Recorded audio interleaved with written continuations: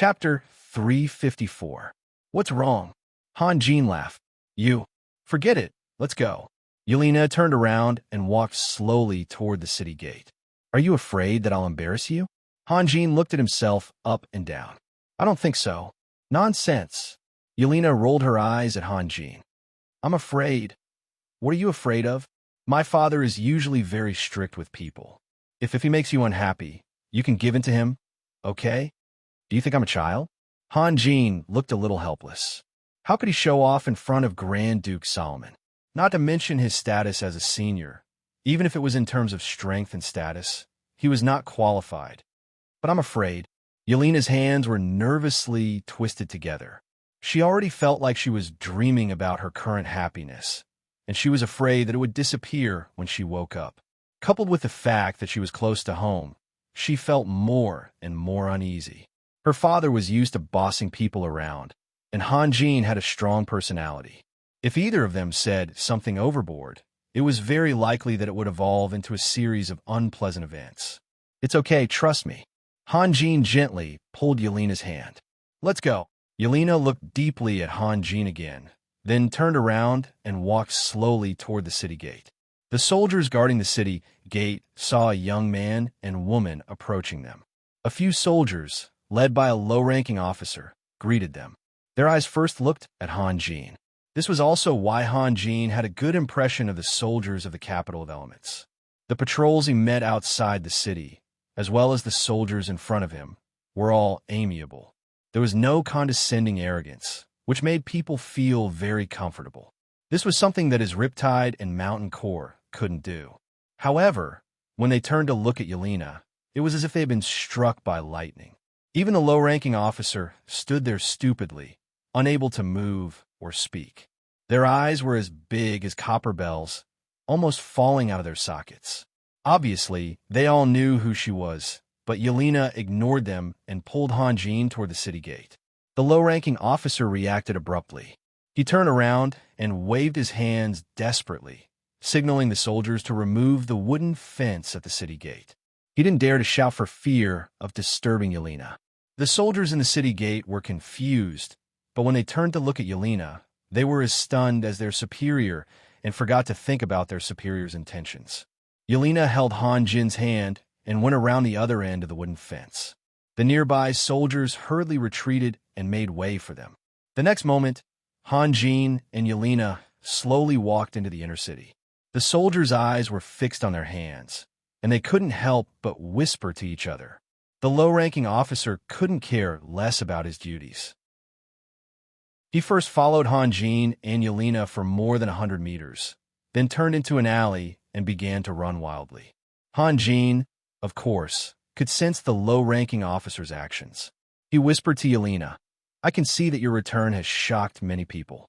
Yelena forced a smile, then turned her eyes to the front, thinking about her own matters. There were far fewer pedestrians in the inner city than outside, but most of them knew Yelena. When they recognized her, they were just like the soldiers. First, they froze and were surprised. Then, when Han Jin and Yelena walked away, they whispered to each other. Yelena never let go of Han Jin's hand.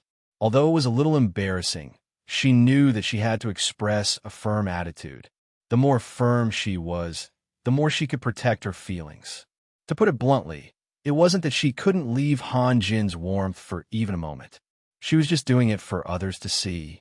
Of course, it would be best if they could accept it, but they had to accept it even if they didn't want to. After walking for about 20 minutes, an ordinary-looking carriage galloped in front of them. The coachman's driving skills were very good. When he was more than 10 meters away from Han Jin and Yelena, he suddenly pulled the reins. The wheels of the carriage stopped at the same time. The bottom of the wheels made an ear-piercing sound of friction and left long marks on the stone floor. The carriage slid more than 10 meters away and stopped right beside Yelena and Han Jin. The carriage stopped in a spot where Han Jin could open the door with just a stretch of his hand. The coachman smiled and bowed to Yelena. Then, the door was pushed open from the inside. Miss! With cheers for beautiful girls jumped out of the carriage. When they rushed to Yelena, Han Jin could clearly see that their eyes were overflowing with tears. Their excitement and joy were definitely not intentional. Ah, why are you here? Yelena was also very excited. Hanjin gently let go of Yelena's hand. His expression was tranquil and calm. The dust on his face added a heavy color to his handsome cheeks. His sunny and handsome appearance hadn't changed, but there was a hint of vicissitudes. This temperament was the most essential difference between a boy and a man. The coachman's gaze had already turned to Hanjin. He was quietly sizing him up, or rather, examining him. After a moment, Hanjin looked up at the coachman. Their eyes met, and the coachman hurriedly bowed to Hanjin with a kind smile. Hanjin returned the smile. Yelena and the four girls were chatting about something, but the scene was a bit chaotic because everyone was eager to talk. At this moment, no one was willing to be a listener. Some were talking about how well Yelena's room and clothes were taken care of. One asked Yelena what fun there was outside. One asked why Yelena's second brother, Edison, hadn't come back. Another asked how long Yelena would stay and whether she would leave in the future. Yelena wanted to ask about the health of her father and mother, as well as the recent changes in the capital of elements. In the end, the girls were fighting over each other for a long time, but no one could get the answers they wanted. One of the girls opened the door and wanted Yelena to get in. Yelena turned around and looked at Hanjin, asking for his opinion. Hanjin knew that Yelena had been walking since she entered the city and was already tired, so he nodded slightly. They got into the carriage one after another, and then the carriage slowly started moving. It turned a half circle and sped towards the center of the inner city. The girls' attention on the carriage all turned to Hanjin, and they whispered to Yelena from time to time. Yelena's face was slightly red, and she looked a bit shy. Obviously, she couldn't resist the girls' curiosity. However, she couldn't introduce them to each other. This was decided by noble etiquette. Although the girls had a close personal relationship with her, they were just maids in the Duke's mansion. Hanjin had traveled thousands of miles to the capital of elements, and the first people he met were servants. If this spread out, he would become a big joke. In fact, Hanjin's ears were very sharp. He could hear what they were talking about, such as, "Miss, who is he? He's so beautiful. Miss, congratulations on finding your night protector. Look at his eyes. They're darker than the night and deeper than the lake. Oh my God, I'm about to fall into them." These conversations made Hanjin feel a bit awkward. Was it a compliment or a disparagement to describe a man's appearance? Moreover, he wasn't used to being judged. After a long time, the carriage finally stopped in front of a quiet courtyard. Hanjin was the last to get out of the carriage. He looked around. The courtyard in front of him was ordinary, but behind it was a group of towering buildings made of pale white rocks. He couldn't tell the purpose of the buildings, but judging from his style, it seemed to be a large assembly hall, but there was no one around. As soon as he walked into the courtyard, two witty girls pushed open the door of the room ahead of him. Hanjin observed the layout of the room and smiled. "Is this your room?" "Yes, how did you know?" Yelena asked curiously. "Because this room is similar to your room on the God of War. There's only a small dressing table and the rest." Hanjin smiled and shook his head. In addition to the dressing table, the room was full of vertical bookshelves filled with all kinds of books. On the long table against the wall, there was a set of simple magic experiment utensils. Under the long table, there were several shelves filled with all kinds of magic potions. There weren't many mages who could forget to eat and sleep to this extent, and beside him was only Yelena. As a pure noble, her diligence and spirit could even surpass Cain's. Of course, in terms of strength, she was much stronger. Yelena pursed her lips and smiled. She never thought that the lack of decorations a girl should have in a room, such as beautiful vases, luxurious clothes, and so on, was something shameful. Then, Yelena gave Hanjin a look, pushed open the bedroom door, and walked in. Hanjin slowly followed in. Yelena whispered, "Raphael, I have to go out. Can you wait for me here?" "Okay. I have to go first. I know. Go ahead." Hanjin smiled. "If you're tired, you can rest on the bed for a while. If you're bored, you can go outside and read some books. Also, are you hungry? I will ask them to prepare some food for you." "No need to trouble yourself," Hanjin said. "Then I will go first. I will try to come back as soon as possible." "Okay." Wait for me. Hanjin nodded. Yelena walked outside, whispered a few words to the girls, and hurriedly left with them. Hanjin walked around the room a few times, took a book from the bookshelf, and sat at the desk to read. In fact, his mind was not on the book. To be precise, in addition to treating Grand Duke Solomon's illness, there was also a political purpose in coming to the capital of elements this time, which was to form an alliance with Grand Duke Solomon. However, he could not tell Yelena about this, as he was afraid that she would think too much. Treating Yelena's father's illness was a must, and forming an alliance with a powerful ruler was also a must. The only contradiction was that Hanjin's target was the same person, so it was difficult to explain to Yelena clearly. Based on his initial observation, maybe those people did not know his identity, or maybe they did. However, their attitude was still quite friendly. Moreover, Hanjin's scheming had become more and more profound in the bloody training. He also had some new secrets that could not be disclosed. Lang Ning, Jedis, and the others were against him going to the capital of elements because they could not judge Grand Duke Solomon's reaction. He dared to come, not only because he was confident in his own cultivation, but also because of another important factor, a chess piece that most people have forgotten. Coincidentally, Hanjin rescued Juventus, the vice president of the Mercenary Association of Isolated Cliff City. Juventus was able to safely send the magic crystal cannon to the Holy Crown City.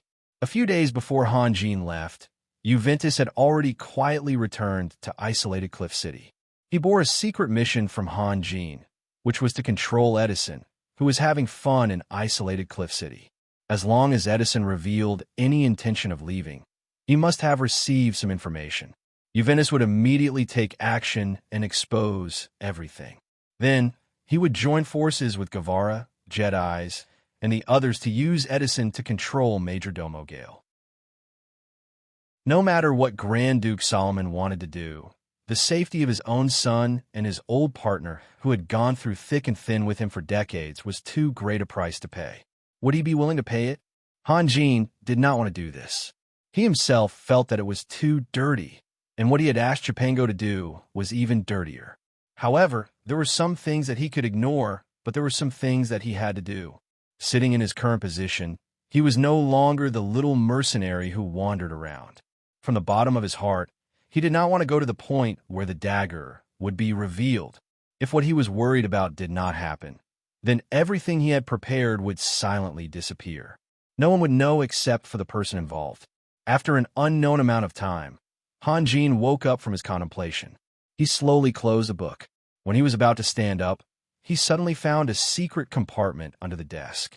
He curiously reached out his hand and groped for a moment. Then, he pulled out a narrow wooden box. There were a few well-bound booklets inside. He took out a booklet and flipped through a few pages. He knew that this was Yelena's magic diary. Many magicians had a similar habit of writing down their daily understanding of magic or life, so that they could read it again in the future to find inspiration and opportunities. Although he and Yelena had become lovers, it was still impolite to read her diary. Moreover, there were footsteps outside. Hanjin hurriedly put the diary back and wanted to push the wooden box back. However, a problem arose. The back of the wooden box seemed to be stuck. He pushed it a few times but still could not push it in. Sister Yelena. Crisp and pleasant cheers came from outside the door.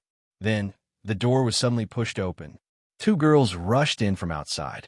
When they saw Hanjin, they were both dumbfounded. When the two girls saw Hanjin, Hanjin also saw them. The girl on the left was wearing a light red magic robe.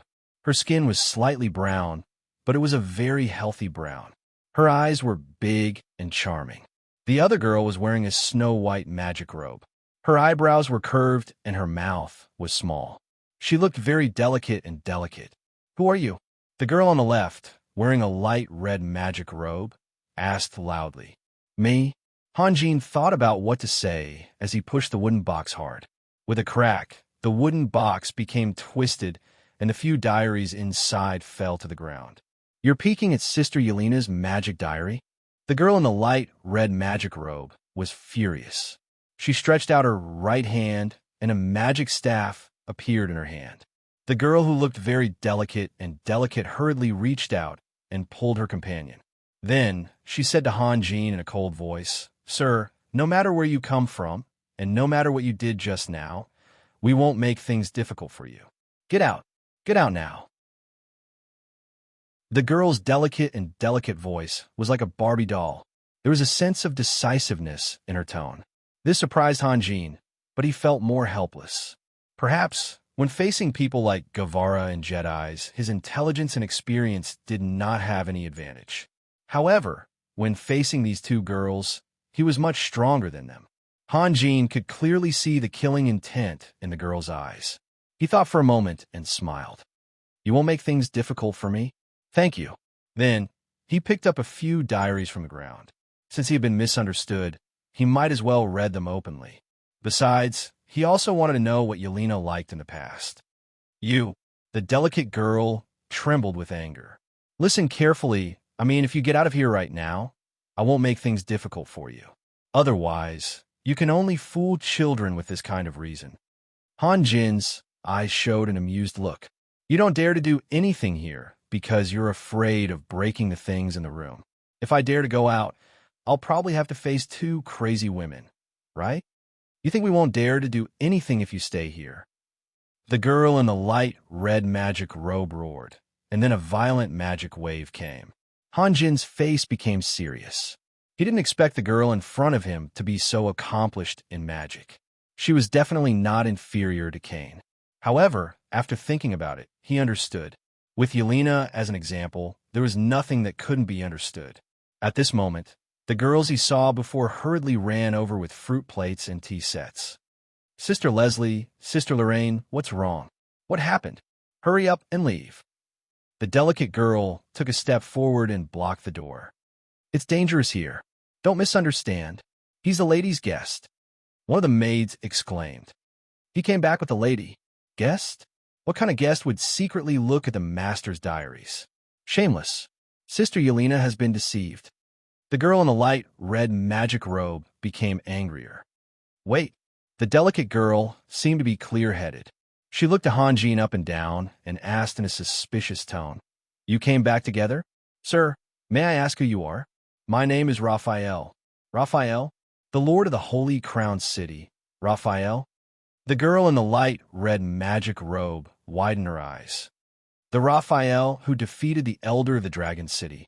Maxwell?" The delicate girl added. "Quack. Yes, yes, quack, quack." Harley, who had been silent for a long time, finally couldn't bear it anymore. He didn't want to miss any opportunity to be worshipped. My God, a talking magic prop? Amazing. The girl, who had been very calm, couldn't help but exclaim. Chapter 355. Standing by the window and looking at Harley, who was talking in the courtyard, Han Jin had a feeling of defeat.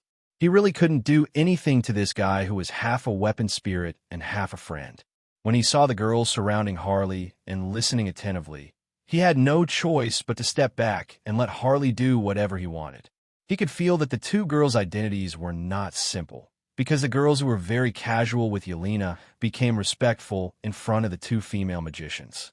If he wanted to complete the purpose of this trip, he needed to establish a good relationship with the people around Grand Duke Solomon. Seal. Proverb seal. This is the most terrible curse magic. The superior dragon Maxwell is indeed very powerful, but depends on who he wants to deal with.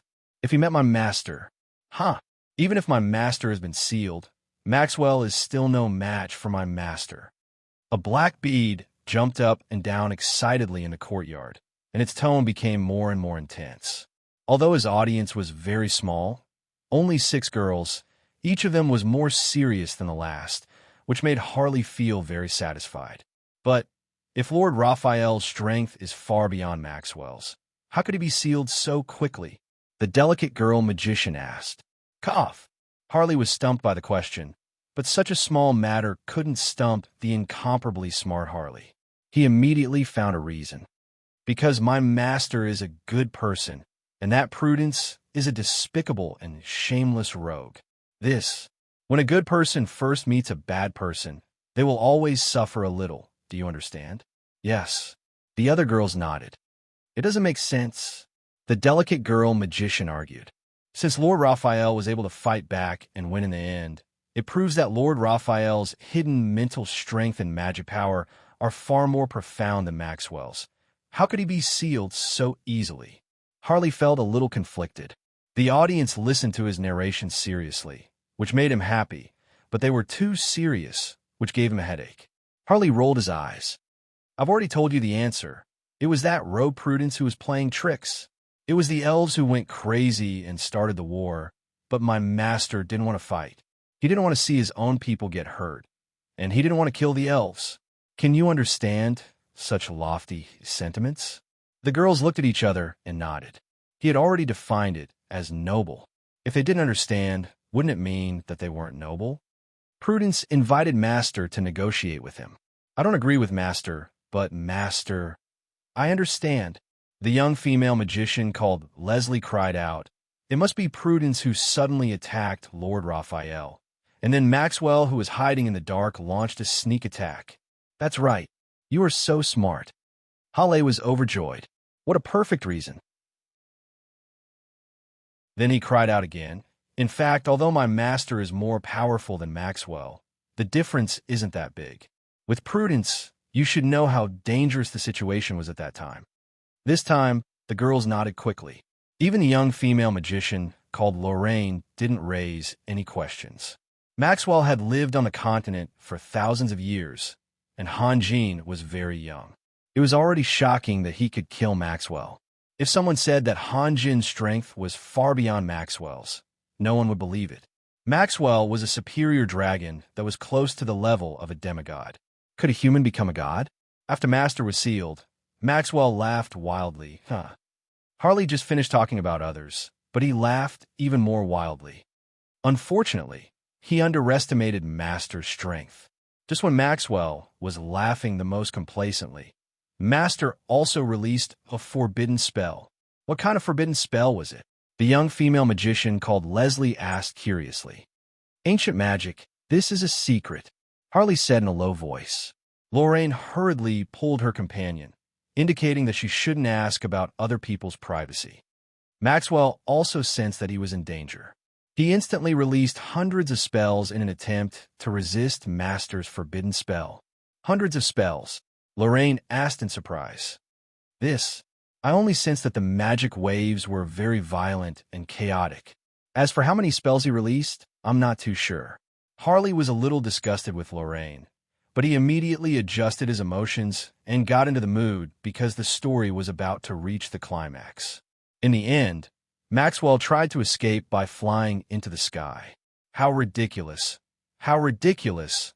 The destructive turbulence of elements had already covered a radius of tens of thousands of meters. Harley was a little speechless.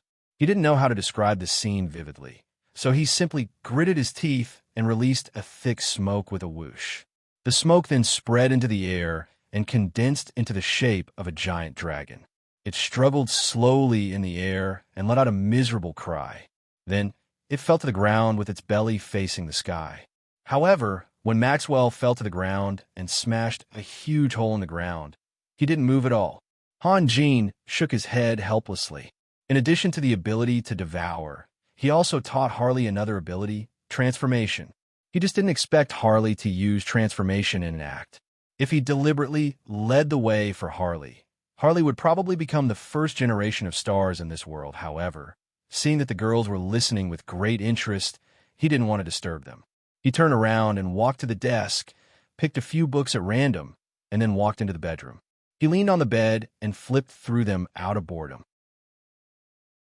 The girls were shocked when they saw the thick smoke gushing out, but Harley's writhing movements and miserable cries made them feel very amused. The young magician called Leslie asked, Maxwell was killed just like that. The soul-devouring orb spun around and sucked all the smoke back. Then, Harley said in a serious voice, Do you think it's over? No, far from it. Master released a forbidden spell at the moment before he was sealed. However, after the forbidden spell was released, Master was already sealed. Although Maxwell was severely injured, he still retained a certain amount of combat power. Heavens! The girls' emotions immediately became nervous, and they scrambled to be the first to shout. And then, don't be nervous, beautiful ladies. You've overlooked a powerful person. Harley was extremely proud.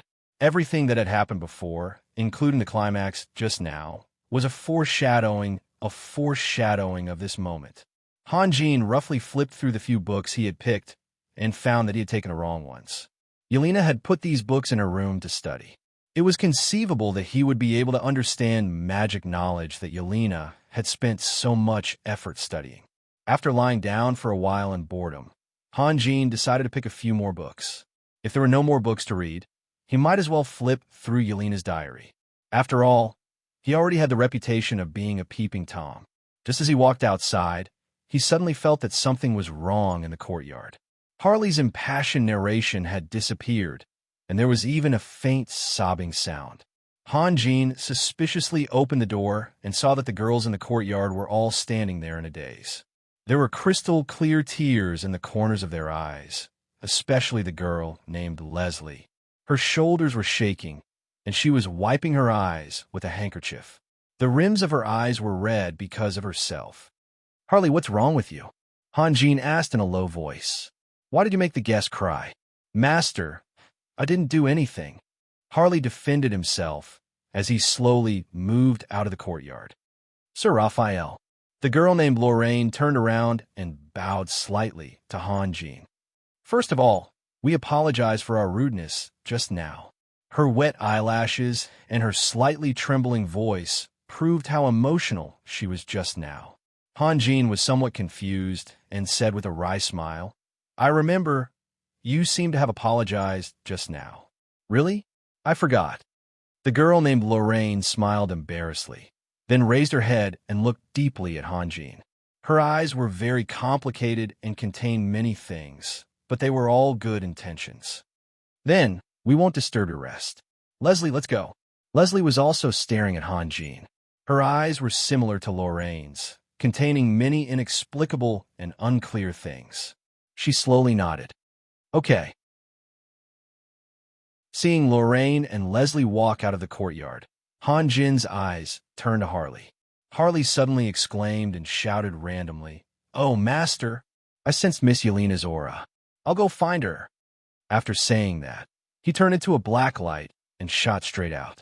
Hanjin stretched out his hand, and Harley's figure suddenly stopped, then shot back and landed in Hanjin's palm. What a joke! He was the owner of the soul-devouring orb, and Harley was just a weapon spirit. He couldn't even control the soul-devouring orb. Was he trying to rebel? Hanjin returned to the desk and sat down heavily. Then, he threw Harley on the desk and waited for him to escape. This time, he wanted to give Harley a taste of his own medicine. However, Harley had learned his lesson. He remained motionless and kept quiet out of fear. Hanjin was just about to speak when the four girls came in one after another. They were holding fruit plates and tea sets in their hands. In fact, they were originally here to serve Hanjin, but because Harley's story was too moving, they forgot everything. "Thank you." Hanjin smiled and nodded to the girls. Unexpectedly, after the girls placed the things, they didn't leave. Instead, they stood side by side beside Hanjin and peeked at Hanjin. When Hanjin turned his gaze, they hurriedly looked away. Hanjin hesitated for a moment. It would be impolite to kick them out, not to mention that they were very close to Yelena. Even if he didn't want to give her face, he still had to consider the feelings of the girls. After a moment, Hanjin became impatient and said softly, "Harley." Harley remained silent, as if he didn't exist. "Harley." Hanjin raised his voice slightly. "Yes, Master, I'm here." Harley also understood that he couldn't avoid this. "What did you say just now? You made them so angry that they cried." "Master, I swear to the God of Light." Harley cried in panic and grievance. "I really didn't make them angry. If it weren't for the presence of outsiders, Hanjin would not only scold him, but also hit him. What was the point of swearing to the God of Light for an undead creature?" "I'm asking you, what did you say?" "That's what I told you about the battle between you and Maxwell. That's all." Hanjin's tone was a little heavy, and then he reached out and grabbed the soul-devouring orb. And with corporal punishment imminent, Harley threw caution to the wind. If he said it, he could take a gamble, but if he didn't, he would definitely suffer. And how you saved Miss Yelena. Master, I definitely didn't say a single lie. Everything I said is the truth, the truth. Hanjin couldn't help but be stunned. One of the most emotional girls suddenly burst into tears. The other three girls hurriedly surrounded her and comforted her in a low voice, but all of them had tears in their eyes. They knew that Yelena had returned and that she was in a good state of mind. They had never thought that Yelena would have such a near-death experience, which made them feel very sad. And Harley's narration was too colorful, especially at the end, when the girls rushed to ask why Hanjin ordered him to attack his master. Harley sighed emotionally and said, "Because only in this way could the seal be broken, because only in this way could Yelena's life be saved." Hanjin was young, handsome, powerful, and was willing to sacrifice for his lover. Of course, according to Harley, Hanjin and Yelena were already in love at that time. To a group of inexperienced girls, was there a more perfect young hero than Hanjin? In fact, when Hanjin came out, it was already close to the end. At that time, the girls were almost crying. Hanjin was really angry. No one knew what happened at that time except him and Harley, and he would not tell anyone, even Gavara, Jedi's, Majordomo Gale, and the others. On one hand, he thought that it was what he should do. Yelena was willing to die for him, so he would not be stingy with the sacrifice. On the other hand, it was already in the past, and there was no need to add more psychological burden to Yelena. He didn't expect Harley to talk nonsense and tell everyone about it, and the location was wrong. He was trying to find an opportunity to form an alliance, but because of Harley, the nature of the matter changed. Was he trying to force Yelena to repay his kindness? Wouldn't that make Grand Duke Solomon look down on Hanjin? A young man in luxurious clothes walked slowly into the study. His face was full of joy. He walked into the study, bowed to the old man who was reading on the main seat, and said respectfully, "Father, Jared, it seemed that you look good today. What happy thing happened?" The old man said lightly, "Tell me and make me happy. You should know, right? Yelena is back, and she brought back a very interesting young man." Jared smiled and said, "It seems to be Lord Raphael of the Holy Crown City, and I also heard a very, very touching story." "What story?" Solomon slowly put down the book in his hand. "Ha!" Jared couldn't help but laugh. In terms of appearance, Jared was very good-looking. He was tall and slender, with thick eyebrows and big eyes. His face was also very clean and tidy. Coupled with his heartfelt smile, he looked very charming. It is said that when the powerful Lord Raphael was sealed in order to save Yelena, he ordered his own magic props to attack himself. Not bad, it's really touching. The only flaw is that he treats others as fools. Solomon was stunned for a moment, and then he coughed in a low voice. "Ahem. Jared, do you think this is funny?" "Yes, father." Jared smiled and said, "Raphael has just killed Elder Maxwell of Dragon City, and Dragon City will never let him go. He came here to seek protection. He wants to drag us down with him. Of course, how can such a little trick fool you? If I didn't misunderstand you, you should be mocking Raphael, mocking his shallowness and childishness. Father, this is very obvious. He wants us to repay him." Solomon's eyes flickered, and no one knew what he was thinking. After a long while, he slowly said, "Jared, do you know why Majordomo Gale left you?" Jared's smile suddenly disappeared without a trace, and the muscles on his face suddenly twitched. After a moment, he said in a low voice, "I don't know. Tell me frankly, because you are very shallow." A strained smile appeared on Solomon's old face. "Do you really think that Majordomo Gale gave up on you and turned to help another, even more shallow Raphael?" Jared clenched his fists, but he didn't dare to refute. "Also, although I can see that you are mocking Raphael, I don't understand the reason. You deliberately ignored the fact that Raphael saved Yelena, your sister, after all, didn't he? And you only saw the threat of Dragon City." Solomon sighed softly. "Can I think of it this way? If it were you, in order to avoid offending Dragon City, you would watch your own sister be killed." "No, father." Jared let out a cry of grievance. "Oh, You mean you would be as brave as Raphael? Then you have no reason to mock Raphael. You are as childish as him, unless you are lying. You think you are much smarter than Raphael. Solomon said slowly, but, Jared, this kind of intelligence is very cruel. Do you understand? Cruel. Jared had rushed overexcitedly, only to be reprimanded so badly that he felt ashamed and indignant. However, he did not dare to show his emotions. I have told you many times, before you are really mature, try to listen more, see more, think more, talk less, and do less. But you forget it. Solomon shook his head. Go and tell Yelena that I will invite Raphael to my family dinner tonight. Father, your illness, my body is fine. It is almost healed. Solomon smiled, but his smile was bleak and lonely. But isn't it a bit inappropriate to invite Raphael to our family dinner so soon? Then where do you think I should meet Raphael? The study, the meeting room, aren't they all suitable? Jared knew the meaning of the family dinner, so he was unwilling to accept it. Jared, what did I just tell you? You asked me where I should meet Raphael. Further ahead, the corner of Solomon's mouth revealed a hint of mockery that was hard to detect. You said you were almost healed. We still need to move forward. Solomon appeared to be very patient. You said, I should listen more, see more, think more, talk less, and do less, Jared said with a trembling voice. Jared said with a trembling voice. He couldn't understand why his father didn't give him any face today. How many years has it been? You never took my advice to heart, just like now. Solomon stood up slowly and grabbed the crutch beside him. You want me to meet Raphael in the meeting room? Your purpose is to put Raphael in the same position as Tony, because you want Yelena to marry Tony, right? Father, what's wrong with Tony? You should try to convince me after you have convinced yourself. Or let Tony kill a superior giant dragon that is close to the demigod level, and then let Tony come to see me. Solomon waved his hand. Before I get angry, Jared, you can leave. You don't have to attend tonight's family dinner.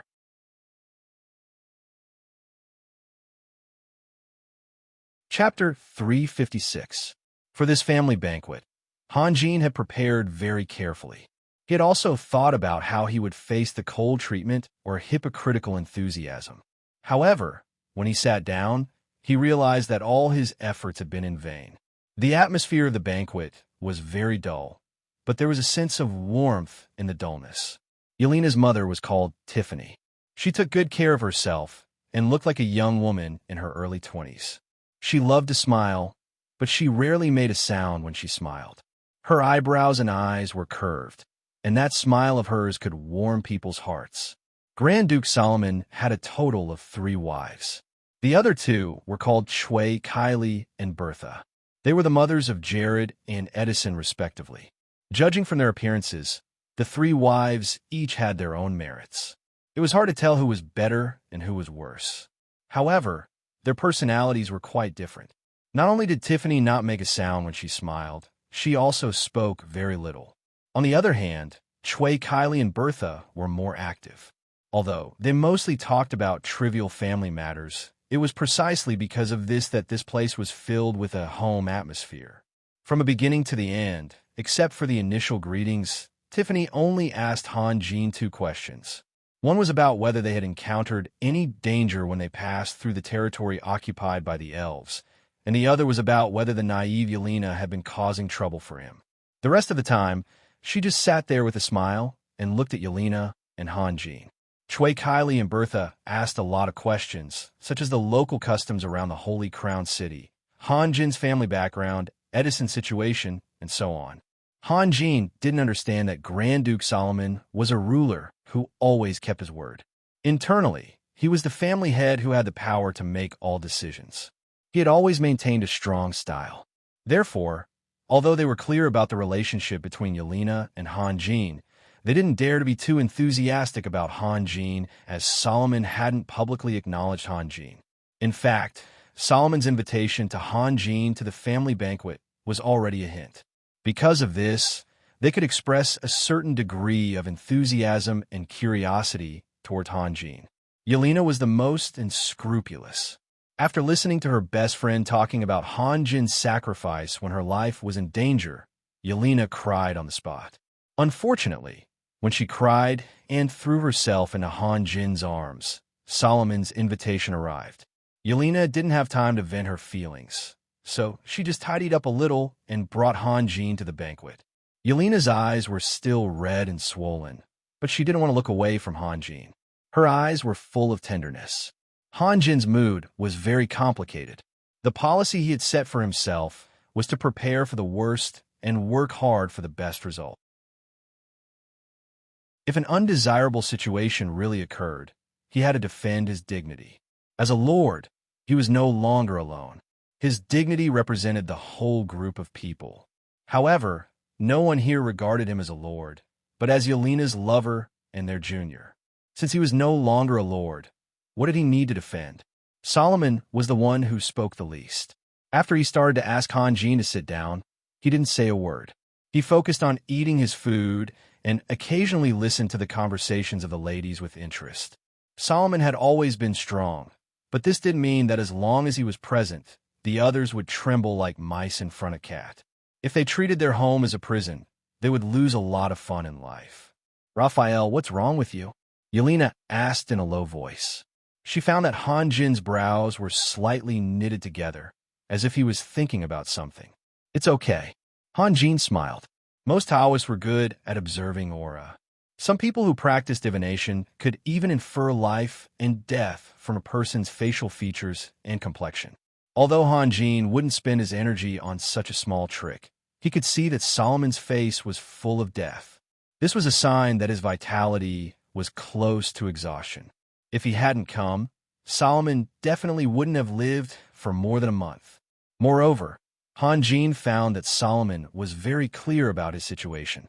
When he quietly listened to the conversations of the ladies, there was a trace of nostalgia hidden in his eyes.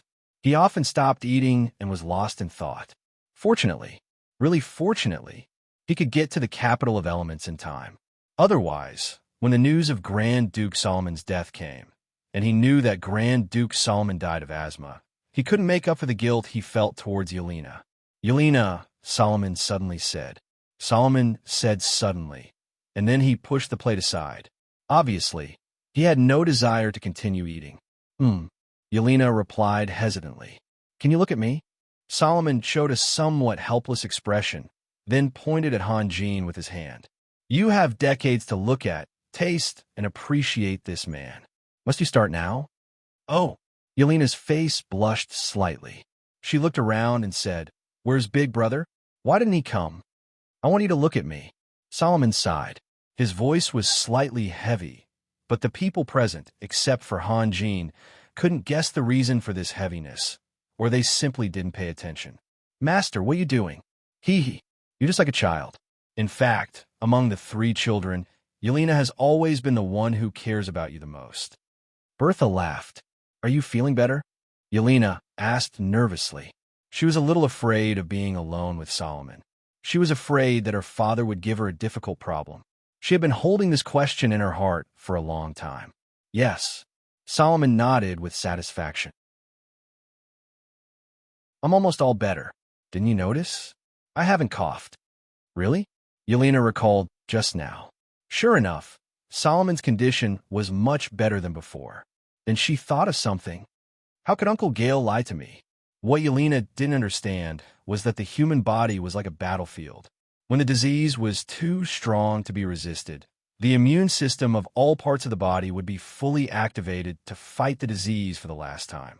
During this period, the patient would appear very healthy, even healthier than ordinary people. However, after the battle, the disease would quickly destroy the body's functions with devastating force. This was the so-called final radiance of the setting sun. What did he lie to you about? Solomon asked with a smile. He said you were very sick. Yelena pouted with dissatisfaction. He told Raphael to hurry to the capital of elements to treat you as soon as possible. We've been rushing day and night. You've mastered light magic? Solomon looked at Han Jin in surprise. No, but I do know how to cure diseases. Han Jin smiled. If I had known, we wouldn't have come.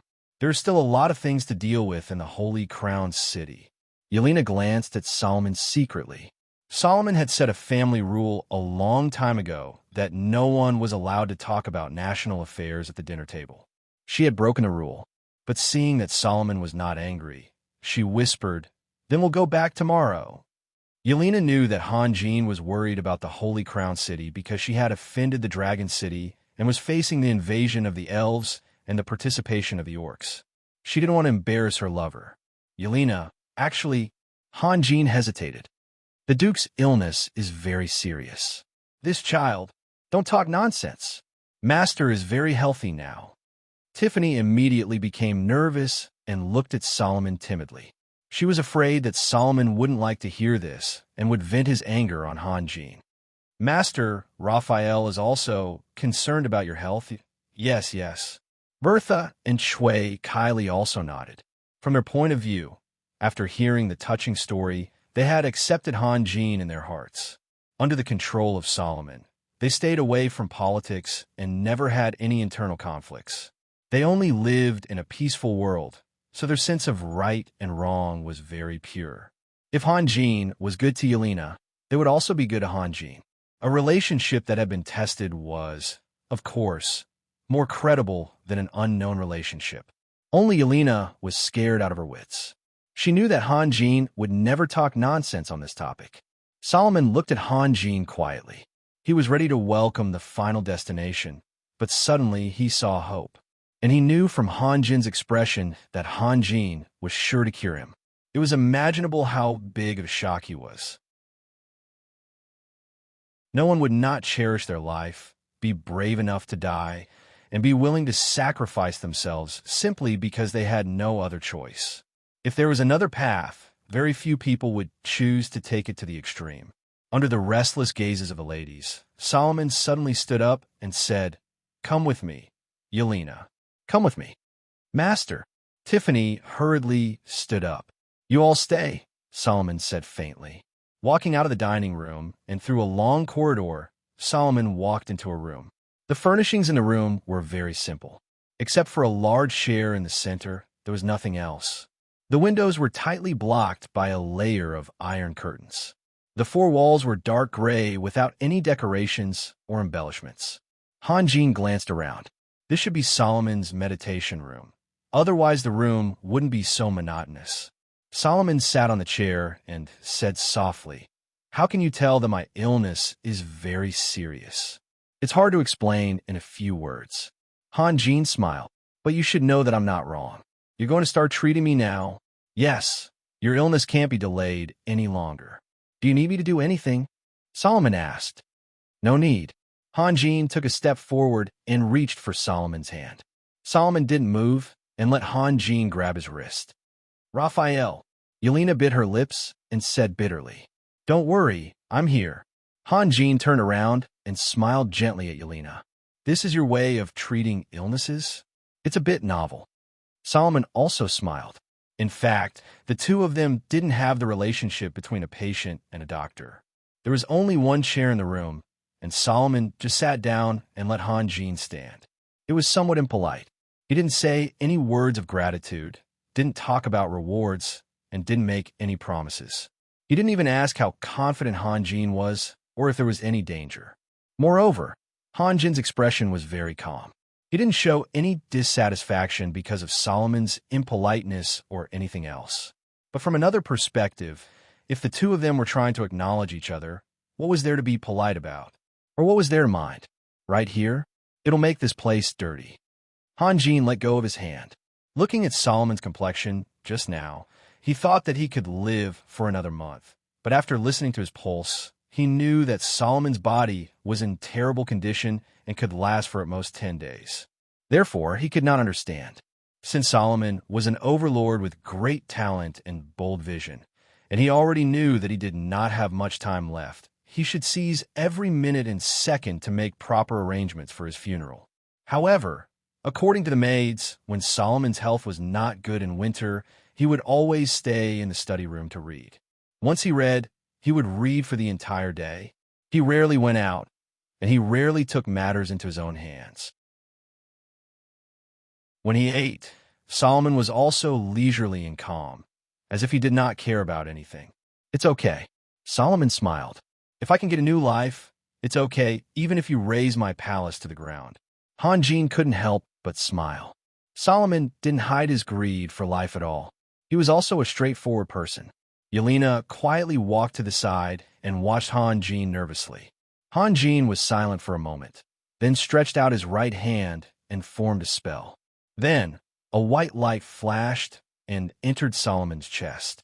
Solomon was still sitting on the chair motionlessly. If Hanjin had released an offensive spell, he would have been injured. Moreover, the talisman could easily hide in Solomon's chest, which meant that he didn't activate any magic tools that might be hidden on him. This is not magic, Solomon suddenly said. My teacher told me that this is a long-lost magic, Hanjin said softly. You're lying. Solomon smiled. The mark of the elements has penetrated into the depths of my soul. Although I don't dare to say that I understand all the mysteries of magic, I can at least distinguish whether this is magic or not. Then tell me, what is this? Hanjin also smiled, revealing a mouthful of snow-white teeth. In fact, he had already mentally prepared himself. He could use various reasons to deceive others, but he might not be able to deceive Solomon, who was known as the Star of Magic. Another brand new power that has never appeared before, Solomon replied thoughtfully. And it reminds me of a madman. Madman? There's a book that describes the mysteries of the eighth element that has never appeared before. It was written by a madman named Richard. Have you read it? He read it, Yelena suddenly exclaimed. Oh, Solomon's gaze turned to Yelena. Obviously, he thought that his daughter would be more honest than Hanjin. He read that book, and he was very emotional at that time. I called his name behind him, but he didn't hear me. Yelena remembered everything. My lord, I think what we should do now is to help you recover as soon as possible, not to study my secrets. What do you think? Hanjin smiled bitterly. To me, magic and life are equally important. Yelena is my daughter, so of course, she will be the same as me. Solomon looked at Yelena with an appreciative gaze. Hanjin stepped back helplessly. His hands quickly formed a spell, and one talisman after another appeared. The rich white light disappeared into Solomon's chest one after another. In the Lu Ding Liujia technique, the former was a Taoist technique to cure diseases and save people, while the latter was a technique to injure and kill people. Although Han Jin's cultivation was gradually approaching the realm of Tai, he still couldn't revive the dead and regrow bones. However, it was not a problem to cure a severe asthma patient. Because of Solomon's identity, the illness that he had developed over the years, and his current physical condition, he had to be extra careful to avoid any problems. Solomon closed his eyes and quietly savored the changes that had occurred in his body. He could sense that the white light that had entered his body had not disappeared. Instead, it had turned into a warm current that nourished his dry and withered chest. Hanjin continued to form a spell. In a moment, he had already formed thousands of talismans. The warm and powerless feeling made Solomon sigh involuntarily. Hanjin took a deep breath and circled behind Solomon. His hands moved faster and faster. Yelena could only see a blur and couldn't see Hanjin's movements clearly. Tut! Suddenly, Hanjin let out a low cry. A ball of dazzling golden light suddenly appeared in the room, illuminating every corner of the room. Yelena couldn't help but close her eyes. She could release magic at will and filter out the dazzling light, but she was afraid that she would affect Hanjin, so she could only reluctantly endure it. After a long while, she tried to open her eyes little by little and saw a strange scene. Hanjin's hand was hovering above his father's head, and he was pressing the golden light in bit by bit. Beads of sweat appeared on the tip of Hanjin's nose and forehead. In fact, he had made many preparations. If Grand Duke Solomon did not have good intentions towards him, then he would only treat Grand Duke Solomon's illness, which was reasonable and had nothing to do with anything else. However, if Grand Duke Solomon did not disappoint him, then he was willing to consume a large amount of vital energy to cleanse Grand Duke Solomon's marrow. Morrison's, Leger, and the former Sunir had never enjoyed such treatment because they were still young. As long as they were well protected for the time being, Han Jin was confident that he could usher in a glorious future with them. Grand Duke Solomon was different. He was old and sick, and his physical condition was far worse than Guevara, who had just been released from prison. He needed health more than anyone else. As time passed, more and more sweat appeared on the tip of Han Jin's nose and forehead. In the end, they slowly dripped down, and he was slightly out of breath. Yelena bit her lips lightly. What she was worried about and afraid of didn't happen. For such a long time, she saw Han Jin continuously releasing magic with her own eyes. She also saw the sweat on Han Jin's forehead, and her father sat there without any vigilance, leaving his safety in the hands of a stranger he had met for the first time. She knew that the two people she was most nervous about were trying to trust each other. She was moved and wanted to cry. Suddenly, two black spots appeared at the corner of Solomon's eyes and flowed down his cheeks like tears. What was that? Yelena hurriedly covered her mouth, afraid that she would make a sound and disturb Han Jin.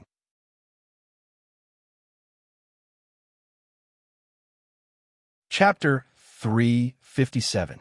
As the sky gradually darkened, Han Jin stood quietly in front of the window, gazing at the setting sun with a hint of melancholy in his eyes. The treatment for Grand Duke Solomon was very successful. Not only did it save Solomon's life, but it also restored Solomon's vigorous energy and physical strength. After that, Sui Xiong spent 2 days adjusting his breath to make up for his consumption. Then he spent another 3 days waiting for Solomon, but nothing came. Han Jin let out a sigh of relief. Although he didn't get the help he needed, at least Solomon had acknowledged his identity as Han Jin, hadn't he? Now it was time to leave.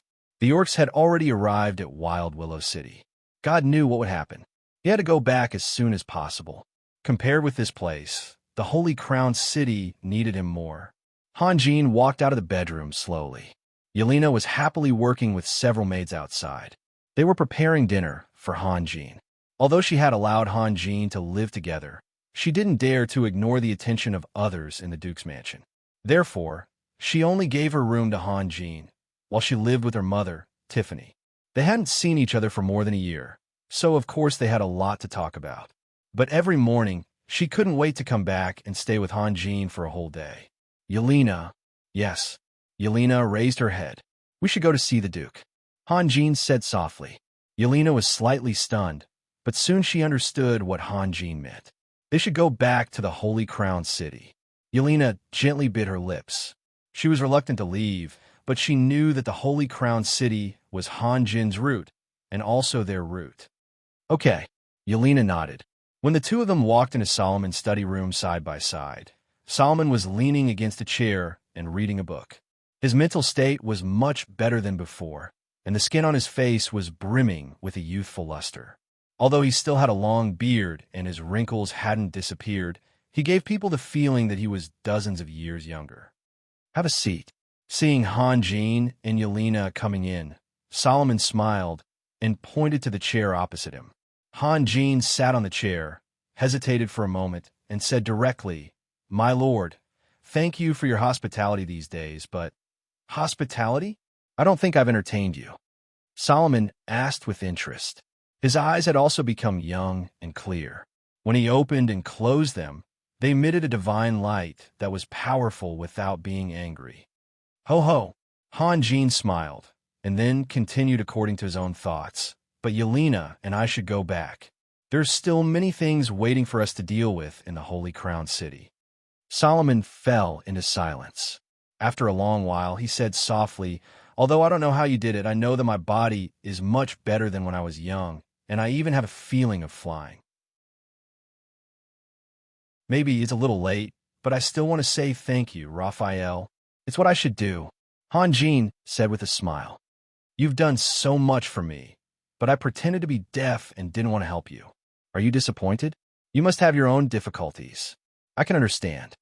"I have no difficulties." Solomon shook his head with a smile. "I gave up a lot in the past because my body was getting worse and worse. Now, I believe I have enough time and energy to do many things, including helping you. Han Jin was stunned. He felt like two children were throwing tantrums, and one of them was saying that he could help Solomon, but he just wouldn't, which was not Solomon's style. Ho ho! Solomon stood up. Please forgive me, it's just a little prank because I want to test your patience. Come with me.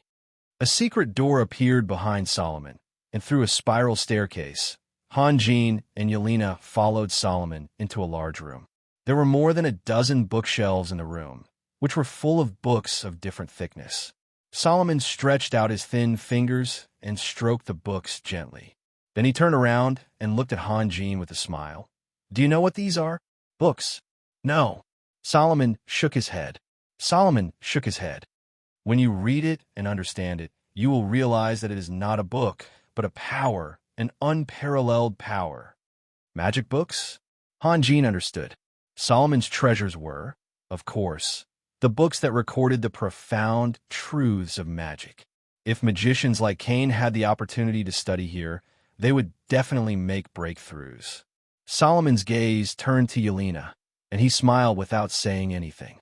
Yelena pouted and said, There isn't even a magic book here. Oh, Han Jin was stunned for a moment. He walked over and gently pulled out a book, flipping through a few pages. The book was about the abyssal vampires, but he wasn't interested in it. He carefully put the book back in its original position and looked at Solomon, waiting for his explanation. The past and present of all the races on the continent are recorded here. I was able to become the Grand Duke of the capital of elements, not only because of my magic power, Solomon said calmly. Solomon said faintly, It's very easy for a sturdy ship to lose its way in the dark sea. It might even hit the rocks. These books are like bright guiding lights in the dark night.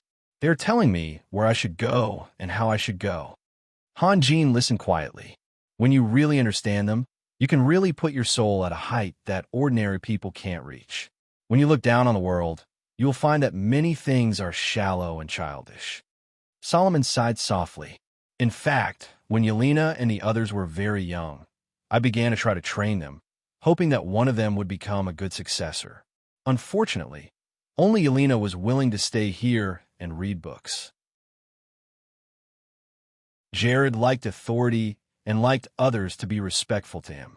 Edison liked all kinds of toys when he was young, and when he grew up, he liked wine and beautiful women.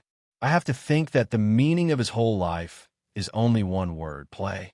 Speaking of this, Solomon's eyes showed a trace of sadness. What's even more unfortunate is that Yelena is a girl.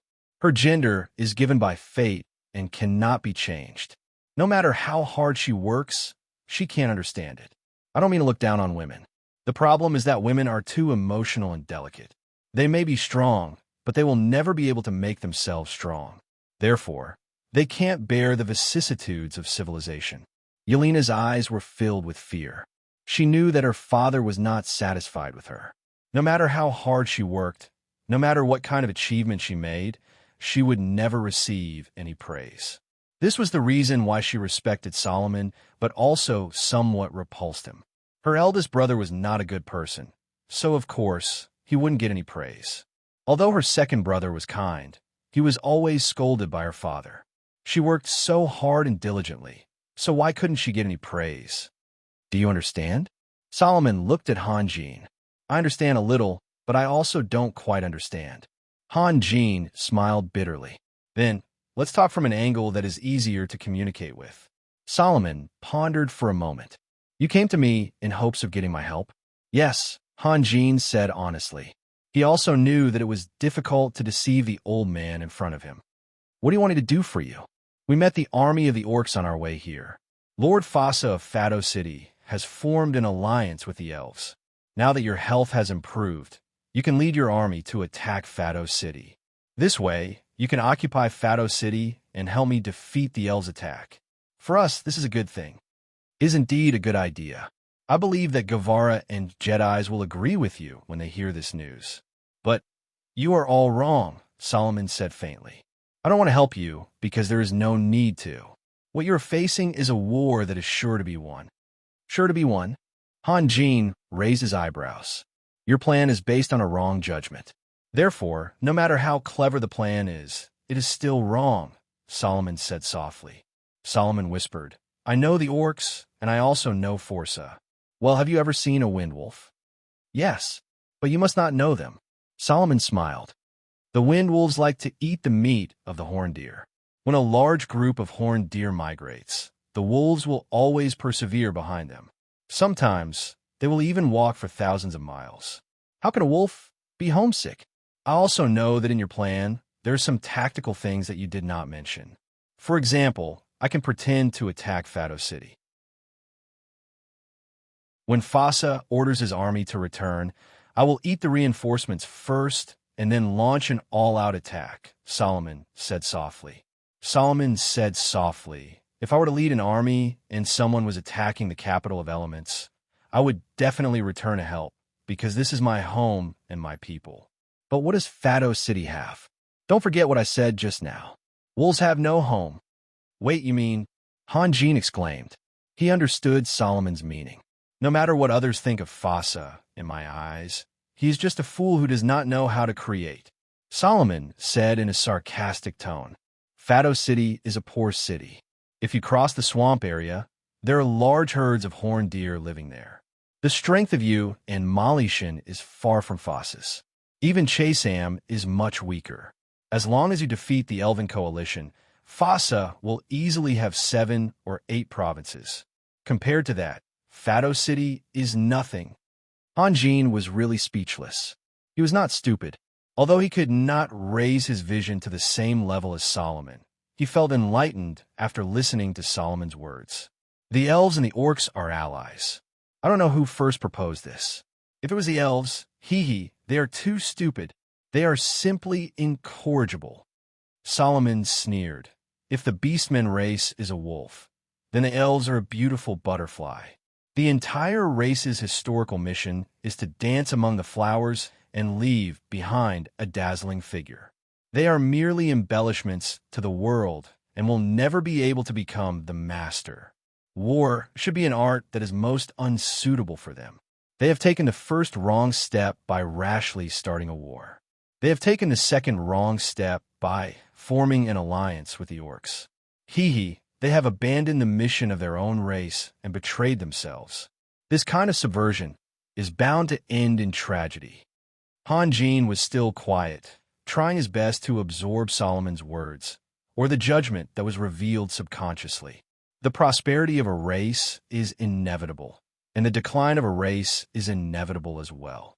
If you can truly understand, then the flourishing race will flourish even more, and the declining race will rise from the dead. If you don't understand anything, then the flourishing race will turn into a declining race, and the declining race will completely perish. Solomon smiled and said, Forza is a guy who doesn't understand anything. He doesn't understand what the problem is with the orcs. He only knows how to vent his hysterical anger, and he is afraid of me. The only thing he dares to do over the years is to wait for me to die of illness. So, no matter how I belittle him, he is not qualified to refute. Now, he finally has a chance to escape from my shadow. How can he give up? According to what you said, the orcs are far stronger than me. If they defeat the elves, how can I guarantee my victory? You still don't fully understand what I mean. Solomon smiled and said, A wolf in sheep's clothing only exists in fairy tales. Wolves are good at patience, but not good at controlling their emotions. Even Forza, the Wolf King, is the same. Especially in the face of tempting food, they will always salivate. The elf's senses are very keen. The moment the saliva falls to the ground, they can smell the danger. Not to mention, I believe that there are still wise men among the elves. It is impossible for them not to be vigilant. Therefore, Forza's conspiracy is bound to fail. Then he will tear off his mask, and a long war will break out between the elves and the orcs. You don't even need to do anything. When it's time to act, you just need to clean up the mess. Hanjin breathed a sigh of relief. His mood was fluctuating. He suddenly felt that Solomon's thin figure was so tall that he even needed to look up. I also know that you were worried about the revenge of Dragon City. Yes, you killed Elder Maxwell of Dragon City. Of course, Dragon City has enough reason to retaliate. Solomon smiled and said, "Do you think that I don't want to help you because I am afraid of provoking Dragon City?" "Yes." Hanjin nodded slowly. Solomon walked into the bookshelf, searched for a moment, and picked out a book. He came back and handed it to Hanjin. "I hope this book can help you." Seeing the cover, Hanjin was shocked. He suddenly raised his head and said, "Dragon Realm?" "Yes, Dragon City can't do whatever they want. In fact, no force, no race can do whatever they want." Solomon smiled and said, "Dragon City and Dragon Realm are mortal enemies. When they worked together to drive the black dragons and red dragons underground, this hostile relationship was born. A long time ago, a bloody war broke out between them. More than half of the dragons fell in that war. Later, they stopped fighting at the same time because they knew that if they continued fighting, Dragon City and Dragon Realm would die together. However, the hatred grew and the hostile relationship couldn't be eased. In the end, because of the chaotic situation on the continent, they decided to play a game of chess." "Play chess?" Hanjin asked, puzzled. "Yes, they used the various races on the continent as chess pieces to continue their war." Solomon's eyes were full of ridicule. "So, Dragon Realm took Nicholas as their spokesperson, and Dragon City chose the elves. When their spokesperson ruled the continent and gathered the strength of the various races on the continent to attack each other, the result of the war was already decided. From their point of view, this was the most reasonable and perfect way to fight. As for what kind of catastrophe the lives of the various races would cause under their deliberate push, they didn't care." "You also know Nicholas?" Hanjin was surprised. "Why not?" Solomon smiled and said, "Dragon City will definitely do everything possible to destroy the relationship between Dragon Realm and Nicholas. On the other hand, Dragon Realm will also destroy Dragon City's plan. What kind of destruction is more effective? Of course, they will support another spokesperson and completely suppress the other party. Then, the entire continent will be under their control. However, Dragon City will ignore you in the past. Forza, Chasam, and I are all stronger than you and more likely to defeat the elves. However, after you killed Elder Maxwell of Dragon City, I believe that Dragon City will notice your potential. So, as long as you plan well and prepare well, you don't have to worry about the threat of Dragon City." Hanjin nodded slowly. "I'm not telling you this to tell you that Dragon City will come out to help you, and then you don't have to be afraid of anything," Solomon said slowly. "My real goal is to teach you how to analyze. At the very least, you will be able to know your own position and the many changes that can happen." "You mean?" Solomon pondered for a moment and said, "For example, Dragon City will appear when you are in the most critical situation. This way, you can win greater gratitude and trust, and it will be easier for them to control you. If you want to keep your losses to a minimum, then you must think of a way to force Dragon City to appear in advance." Hanjin opened his mouth but closed it again. He wanted to ask what method he should use, but he knew that he would disappoint Solomon because Solomon had already said that his real purpose was to teach Hanjin to analyze by himself. After thinking for a moment, Hanjin whispered, "Then the changes you're talking about are, let's use Nicholas as an example." Solomon smiled and said, "Nicholas once sought refuge with the Holy See and used the Holy See support to eliminate one enemy after another. Then, he sought refuge with the Dragon Field and killed the Holy See. So, I can say that when Nicholas feels that the existence of the Dragon Field is hindering his growth, he will definitely betray the Dragon Field. Moreover, he will keep changing until he is truly strong and no longer needs any help. Only then will he reveal his true colors." "Understood," Solomon said faintly. "The powerful Dragon Clan uses us as chess pieces. We can also use them as chess pieces. At least, that is what Nicholas did." Hanjin was speechless. In such a short period of time, what he had understood and realized was far more than the sum of the two worlds combined. Solomon smiled and said, "Let me give you another example. Dragon City and Dragon City both hope that their spokespeople will control the entire world, but how can they guarantee that their spokespeople will always be loyal to them? The best way was to keep the continent divided. They would support multiple representatives. This way, they would be able to achieve their goal of gathering the strength of the various races on the continent to wage war against their mortal enemies. At the same time, they would be able to maintain their lofty positions and keep the various representatives in check.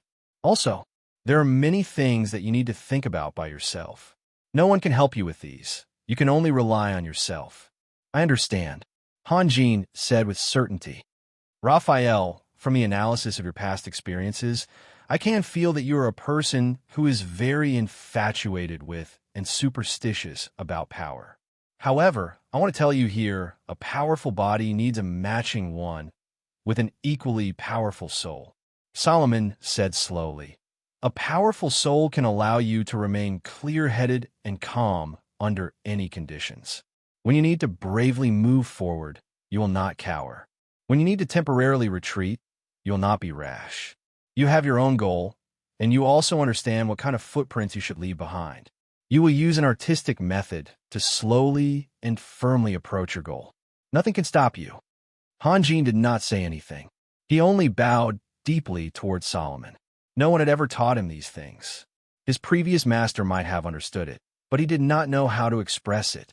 Therefore, he only urged him to train wholeheartedly and place his hopes on his own comprehension and taste. Only a wise person like Solomon could speak so thoroughly. Hanjin's eyes were slightly moist. He was grateful, truly grateful. Hanjin did not know how to describe Solomon. Wisdom? Profundity? No, these were not enough. A word floated in Hanjin's mind. Unique. That's right, the one and only Solomon. Hanjin felt extremely fortunate. It was his best decision to leave the Holy Crown City behind and rush to the capital of elements to treat Solomon's illness. Knowledge is the best way to arm the soul. Solomon glanced around the room. His eyes were very gentle, as if he was looking at his own child. Raphael, I suggest you stay and read these books. Read as much as you can. I can guarantee with my personality that there will be no danger in the Holy Crown City. You can rest assured. Good. Hanjin said resolutely. Dear lords, I sincerely request you to help me if you have monthly votes. I didn't know that there would be a reward if the monthly votes reach 500. To be honest, the subscription of this book is terrible. Last month, I tried my best and was sick for 3 days. However, I kept writing with my teeth clenched. Let me tell you the truth. It is for the 500 yuan reward. Now that I know that there's a possibility of additional income, I hope that everyone can lend a helping hand and make up for the dismal subscriptions.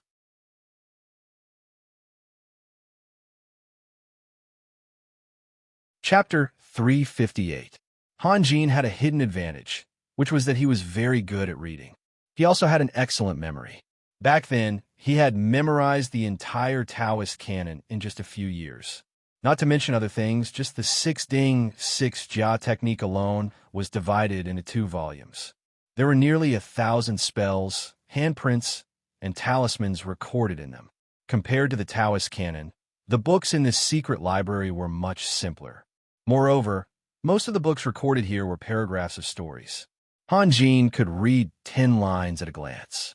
Only when he saw the comments left by Solomon would he slow down his reading speed or put down the book to think for a moment before continuing to read. Scenes of history were displayed in front of Hanjin's eyes. No one could underestimate the power of words. Just a few hundred words were enough to condense the grievances of thousands of creatures or to describe a kind of heinous brutality. Here was a record of all the history from the age of gods to the present day. Sometimes, Hanjin felt suffocated. Sometimes, he felt like his heart was being pressed by a 1,000-pound boulder. It was heavy and painful. Sometimes, he even wanted to stand up and force his way into the picture to change the tragedy. Hanjin saw countless struggles, loyalty and betrayal, rationality and savagery, glory and despicableness, friendship and greed. He finally understood Solomon's words. Without enough weight, one could not bear the vicissitudes of history. Solomon's point of view was very strange. Even in the face of an extremely cruel monarch, he would not judge by right or wrong. Instead, he put forward a word: attributes. Solomon believed that every life, every race, and even every civilization had their own unique, difficult to change, and complicated attributes. If one could master their attributes, then even if one could not predict their future like a god, at least one could see their direction clearly. Solomon also said that when every life was born, it had very simple attributes. What would become in the future depended entirely on the environment, experience, and even culture. For example, the abyss demons had always been known for their brutality because every demon took pleasure in slaughtering. The little demons were influenced by what they saw and heard in their lives, so it was easy for them to assimilate and recognize this atmosphere. If the abyss demon pool could be destroyed, the bond between death god Hamas and the abyss demons could be severed, and all the abyss demons would be killed, leaving only a newborn little demon behind. What would it become? Perhaps there were still violent genes in his blood, but he could be induced by the environment and culture to turn the little demon into a fighter for justice. Therefore, Solomon believed that if a monarch was cruel, he could not be judged by right or wrong. If he had to be wrong, it was not his fault alone, but the fault of the environment and the civilization. In the book, The Dusk of the Continent, Han Jin saw a familiar story again. He had heard Sunir talk about it many times before. When the war was about to be won, the leader of the dwarves, king of the hills, Dandin, invited the god of war, Abraham, and the elf messenger, Doreen, to a banquet and killed Abraham and Doreen on the spot. Later, the Saint Knight, Gotha, led his army into the kingdom of dwarves to avenge his comrades. After killing Dandin, he disappeared without a trace. Everyone who knew that history believed that Dandin raised his butcher's knife against his former comrades in order to fight for the rule of the continent. However, Solomon said that even if Dandin was a leader without ambition, this tragedy would still inevitably happen. It was just that the time was different and the method was different. Everything was because of the nature of the dwarves. The nature of the dwarves was somewhat contradictory. Relatively speaking, they were kind, but they were more violent. They liked to use extreme methods to solve injustice and conflicts, but they were unwilling to communicate with other life forms. Of course, they were not good at this kind of communication. The dwarves were short and stout, which did not conform to the aesthetic standards. Moreover, they did not like to dress themselves up. They were unkempt all day long, which reduced their already unbearable image. They were grumpy and easily angered. All of these made the dwarves suffer from a broad sense of discrimination. In fact, it was easy to understand.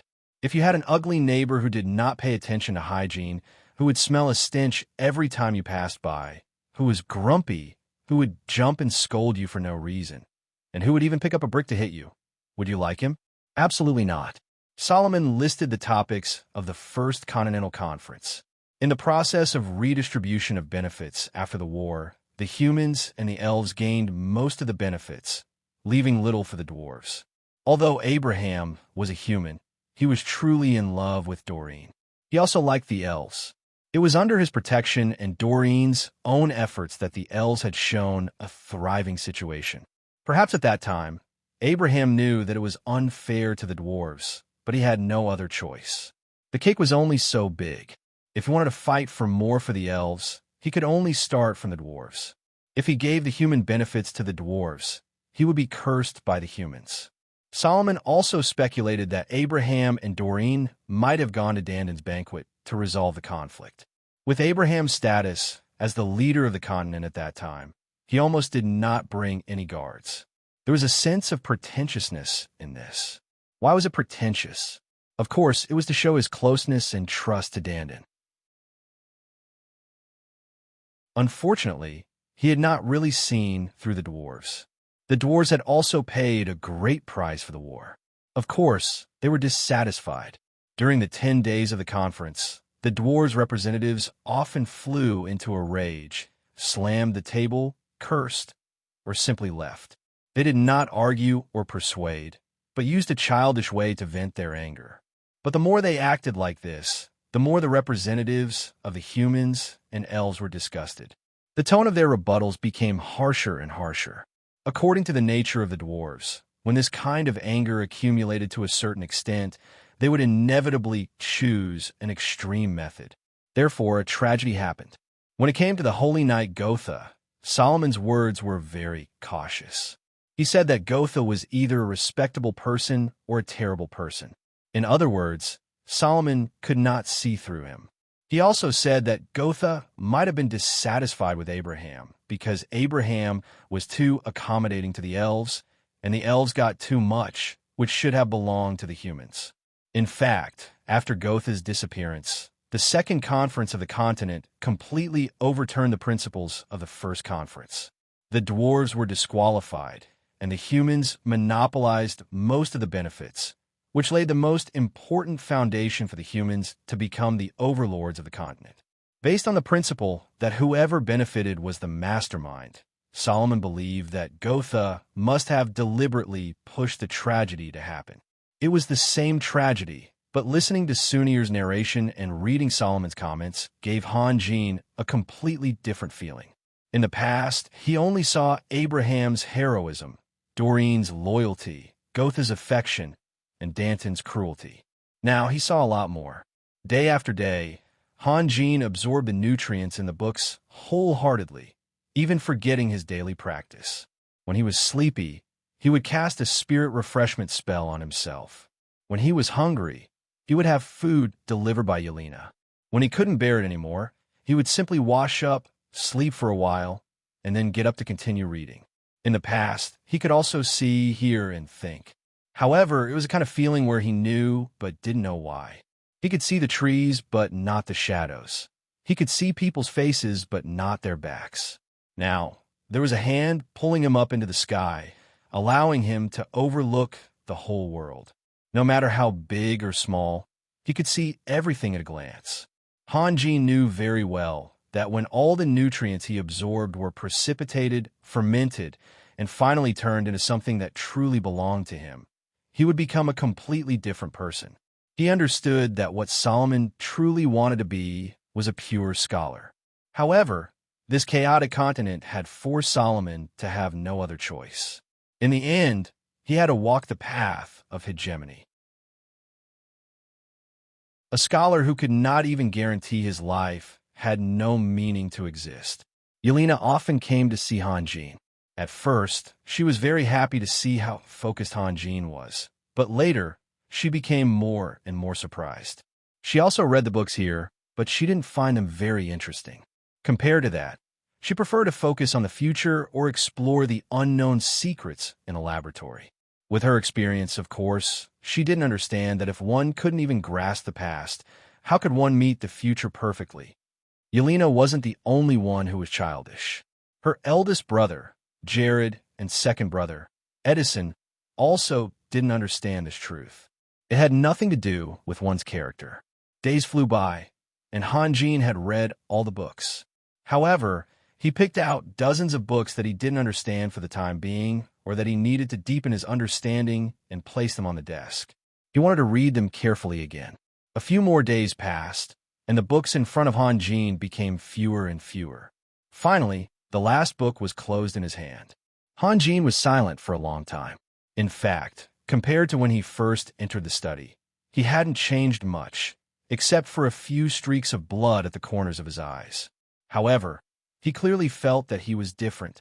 Slowly standing up, Hanjin glanced around with a worshipful gaze, then slowly walked to the stairs. Walking up the spiral staircase, the door of the secret room was still open, as if it had been open for a long time and had been waiting for a long time. The sun was shining brightly outside, and Solomon was sitting in the bright and clear window. The slanting light shone in, and his body was enveloped by a layer of halo. Hearing Hanjin's footsteps, Solomon didn't even raise his head. He only asked softly, "How much have you read?" "I've finished reading all of it," Hanjin replied with a smile. Solomon was flipping through the pages of the book, and his movements obviously paused for a moment. "You've finished reading?" "Yes." Hanjin pondered for a moment. "But I still need some time to think about it." Solomon didn't speak again. His hobby was no different from the rumors. He only liked to read. Hanjin didn't speak either. He slowly walked to the window and gently pushed it open. A gust of cold air rushed in. Hanjin took a deep breath and stared out the window. The atmosphere in the room was very quiet. Many times, words were superfluous and somewhat useless. After a long while, Hanjin asked, "Sir, how many days have passed?" 42 days. Solomon smiled. "Do you want to return to the Holy Crown City immediately or stay here for a few more days?" "I'll stay for a few more days. It's rare for Yelena to come back. This year, she and I will be very busy, so we probably won't have the time." Hanjin's gaze turned back to the window. 42 days? Winter is almost over. There was one more thing he didn't say. Spring was coming, but the question was, would this spring belong to him? Right. Let me tell you something. Dragonfield's elder Shazos passed through the Hamara plain half a month ago. His goal should be Cold Shadow City, but he will come back sooner or later. Do you need me to find a way for you to meet him? Solomon said slowly. Dragonfield? Hanjin froze for a moment, then shook his head with a smile. No need. I've sacrificed too much to meet him now. It's better for them to come to me. You should make your own decisions. I won't interfere, Solomon said faintly. But I have to remind you that if you miss this opportunity, you won't have the chance to regret it in the future. You're deliberately misleading me? You want me to make a mistake? Solomon raised his head. This was the first time he saw Hanjin since Hanjin walked out of the secret door, but his eyes were full of smiles. You really won't regret it? They'll come to me anyway, won't they? Solomon was silent for a moment. Then he smiled and said, Yes, they will come looking for you. But this is not up to you, nor is it up to me. Everything was decided on the day Dragon City and Dragonfield broke off relations. I know, Hanjin replied softly. You already have your own opinions and judgment. That's good. Solomon suddenly put down his book and slowly stood up. I won't give you advice on other things. You should figure out yourself, but there's one person I suggest you eliminate as soon as you find him. Who? Hanjin asked in surprise. His name is Adolf. If there's no accident, he should arrive at the Holy Crown City this year. What kind of person is he? It's a bit difficult to answer your question. Solomon said softly. Of course, the feeling will be different from the perspective. In many people's eyes, he's an upright and firm believer. But for us, he's very dangerous.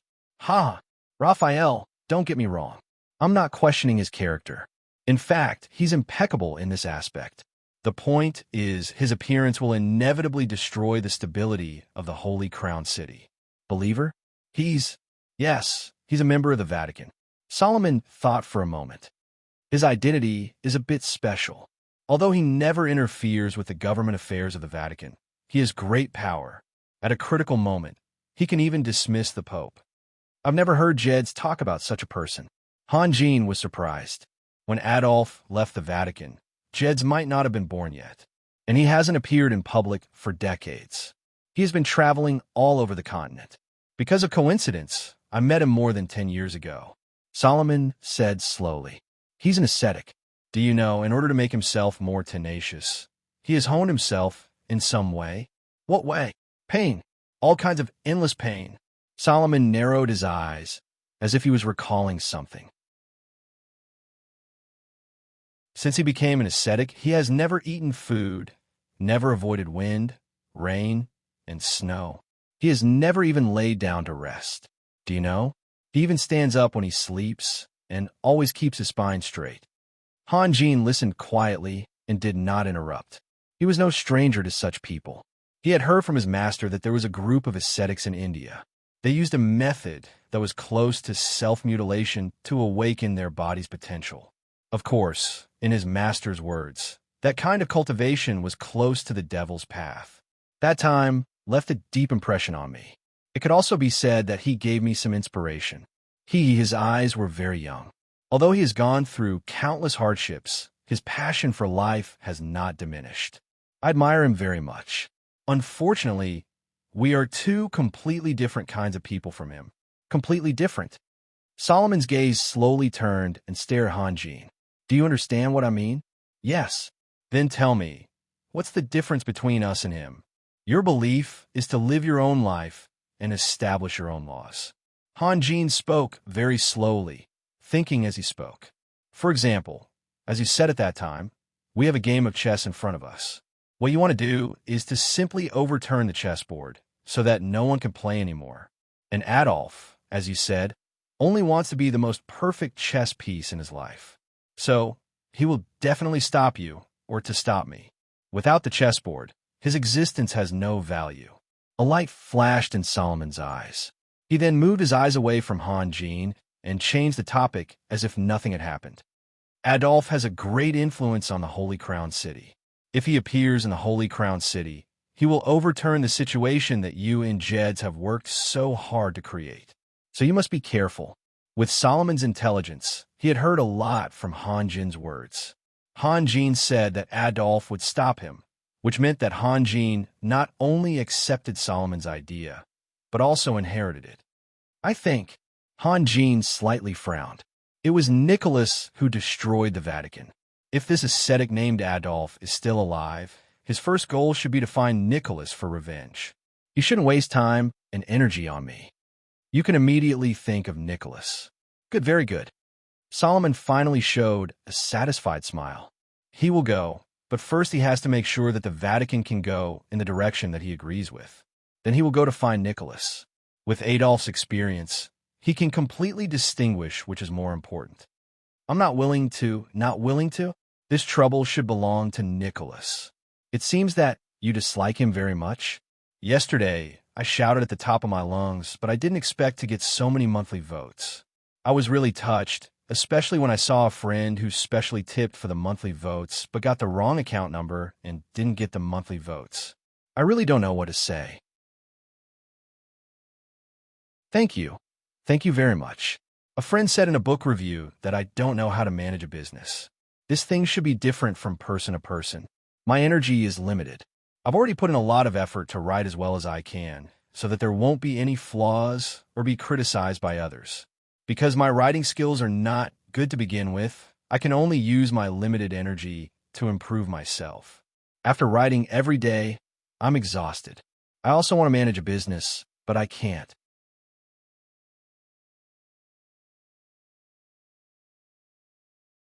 Chapter 359. Early in the morning, Han Jin slowly walked into the courtyard. The wind today was exceptionally gentle, and the air was warm with the scent of spring. Han Jin knew that it was time for him to leave. Solomon would give him a copy of the information about Wild Willow City. So far, there had been no conflict between the beastmen and the elves. This proved that the elves had always been vigilant. Forza of the beastmen couldn't find an opportunity. However, the beastmen wouldn't let this drag on. The day when the map was unrolled was approaching. It had been more than 2 months since the battle. Dragon City should have received the news and made a plan for revenge. If he continued to stay in the capital of elements, he would be in a hurry and would have little time to make arrangements. Although he was grateful to Grand Duke Solomon and liked to discuss and learn from him, all good things must come to an end. He had to return to the Holy Crown City and face everything by himself. At this moment, Yelena came in from the outside, humming an unknown song. She held a plate in her right hand and a thick stack of books under her left arm. When she saw Han Jin, she suddenly wrinkled her nose and said in a coquettish tone, "Liar, what's wrong with me?" Han Jin couldn't help but smile. "Father said that you are not a magician." Yelena walked up to Han Jin. "Here, these are the books that Father gave you." "What books?" "Father said that although you don't have magic power, you have very strong spiritual power, so these books are very useful to you." Yelena thought for a moment and said, "Father asked me to persuade you. He said that maybe you prefer to use your spiritual power on the power you are familiar with, but it's always good to master more things. What you like may not be the most suitable for you or the most suitable law for this world." "I see." Han Jin nodded and took the stack of books. He did understand that the spiritual thoughts mentioned by the cultivators were, of course, spiritual power. Father said that if you still don't want to, he will ask you if you remember Alquit, the ancestor of the blood race. "Do I look like a stubborn person?" Han Jin smiled and walked slowly into the room. Yelena followed behind Han Jin with a plate. Han Jin sat at the desk and casually flipped through the books that Solomon had specially chosen for him.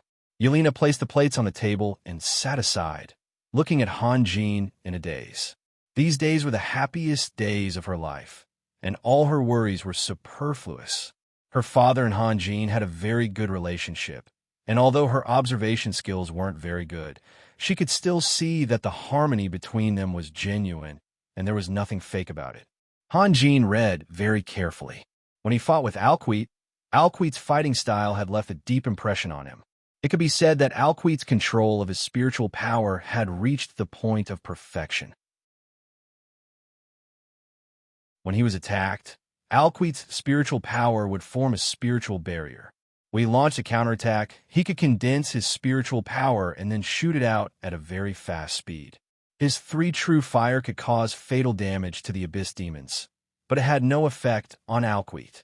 Moreover, Solomon's words made sense. It was never a bad thing to learn more things. Suddenly, a voice came from outside. Yelena. Yelena was a little displeased at being disturbed, but she could tell that it was her elder brother Jared's voice. She reluctantly stood up and walked towards the door, but the door had already been pushed open. Jared and a young man walked in one after the other. Among the young nobles in the capital of elements, Jared's appearance could be considered quite good, but the young man beside him was even more handsome than him. However, there was a frivolous look in his eyes, and his eyes were unfocused and slanted, making him look like a rascal. Yelena suppressed her displeasure and said with a smile, "Big brother, Tony, why are you here?" "To see you." Jared glanced at Han Jin. Seeing that Han Jin was still sitting there and reading indifferently, he was very angry and his tone became a little heavy. "Miss Yelena, long time no see." The young man named Tony smiled. Then he gracefully bent down and extended his hand to Yelena. Yelena hesitated for a moment and put her small hand in his palm. In fact, this kind of etiquette was nothing, but Tony was a little too much. His lips were pressed tightly on the back of Yelena's hand, and he didn't let go for a long time. He also squinted at Yelena with a teasing look in his eyes. Yelena was furious. Although she didn't inherit her father's wisdom, she still had her own decisiveness and bottom line. If she was really angered, she might even kill someone on the spot. Yelena suddenly pulled her hand back, and then a burst of violent magic reverberated in the air. Jared was shocked and hurriedly stood in front of Tony. "Yelena, don't be rash. Tony just hasn't seen you for a long time. So he can't control himself." Yelena became the icy beauty from a long time ago. Her eyes swept across Tony's face like a blade, and then she silently retreated. Her elegant lips were tightly pressed together, and she didn't even dare to speak. She was worried that if she opened her mouth, it would turn into an angry chant. Tony was a little embarrassed. Out of the corner of his eye, he saw that Han Jin was still flipping through the book. He was so angry that he vented his anger on Han Jin. "Jared, did you see that? His Excellency Raphael is trying to learn from the Duke. His Excellency Raphael is still too young. He doesn't know that some things can't be learned, Jared understood and laughed loudly. Everyone knew that Grand Duke Solomon's only hobby was reading. In their eyes, Han Jin's behavior was very, very hypocritical. Han Jin smiled and raised his head. Solomon's figure appeared in his mind. "Is it going to start? Get out," Han Jin said softly. The carefree laughter stopped abruptly, especially Jared. He couldn't believe his ears. This was his home, and he was told to get out. "His Excellency Raphael, you should know that you are just a guest, and I am the master here." Jared was so angry that his whole body trembled. Han Jin closed the book and walked slowly to Jared. His eyes slowly swept across Jared's face and landed on Tony. He suddenly said, "Yelena, is there a magic that can make people's teeth grow back?" "I don't think so, but that's good." Han Jin raised his hand, and the tip of his fist hit Tony's face like lightning. Blood splattered. Although Han Jin didn't use much strength, Tony's 2 rows of front teeth were all smashed out. Tony's body jerked back and fell to the ground. Han Jin reached out and grabbed Tony's throat, then threw him out. With a bang, Tony crashed through the door and fell straight into the courtyard. He rolled a few times on the ground and stopped moving. "What about you? Are you going to get out yourself? Or do you need me to send you off?" Hanjin looked at Jared with a smile. It was as if Jared had just woken up from a dream. Only now did he realize that the young man in front of him was the super powerhouse who had once killed Elder Maxwell of the Dragon Clan. In the entire elemental capital, aside from his father, Grand Duke Solomon, no one was his match. You. Jared took 2 steps back and glared at Hanjin fiercely.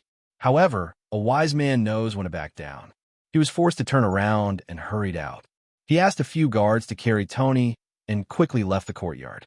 Raphael, if you really want to punish him, tell me and let me do it, Yelena said anxiously. She thought that she should be the bad guy. After all, blood relations couldn't be overturned. No matter how angry her father was, he would forgive her in the end. However, Hanjin was different. She was worried that the current harmony would disappear without a trace with Hanjin's fist. It's okay. Hanjin smiled, walked back to the desk, and started reading again. Yelena, on the other hand, became restless. She wanted to explain Tony's rudeness to her father first, but she was also worried that her brother Jared would come back with his men for revenge, which might lead to a shocking murder. Therefore, she didn't dare to leave. Hanjin, on the other hand, was leisurely enjoying the breakfast brought by Yelena while reading a book, as if nothing had happened. When the sun was high in the sky, Solomon's figure finally appeared at the door. Without waiting for Yelena to explain anything, Solomon said straightforwardly, Raphael, accompany me for a walk. Okay, Hanjin answered without hesitation. Perhaps it was because of Solomon's ban, or perhaps it was because this was the central area of the Duke's mansion. There were very few people. It was very quiet outside, and not a single person could be seen. Solomon and Hanjin walked slowly side by side on the stone path. Only Yelena, who was following behind, looked a little uneasy, while Solomon and Hanjin looked very calm. The rising sun shone warmly on them. Coupled with the gentle wind, the atmosphere seemed very warm. However, they didn't speak. They just walked silently along the path. After a long time, Solomon said, I thought you would make him suffer a little at Tony's banquet. I didn't expect it to be so soon. I can't help it, Hanjin said with a smile. Can't help it? Solomon couldn't help but shake his head. I think you want to go back? Yes, I do want to go back. Hanjin pondered for a moment. Sir, no matter what, I am the lord of the Holy Crown City, and my status is much nobler than Tony's. Besides, I have feelings for Yelena, but what does he have? He inexplicably came to provoke me. Isn't it a bit pretentious? I'm afraid. Will you waste your time and energy on a pig? Solomon asked with a smile. Of course not. Tony is a pig, so they won't either. Solomon said softly, and after all, it has happened. What they need to care about is the possible outcome. I see. Hanjin smiled. Hanjin understood, but Yelena was confused. She faintly felt that Tony's rudeness didn't seem to be that simple.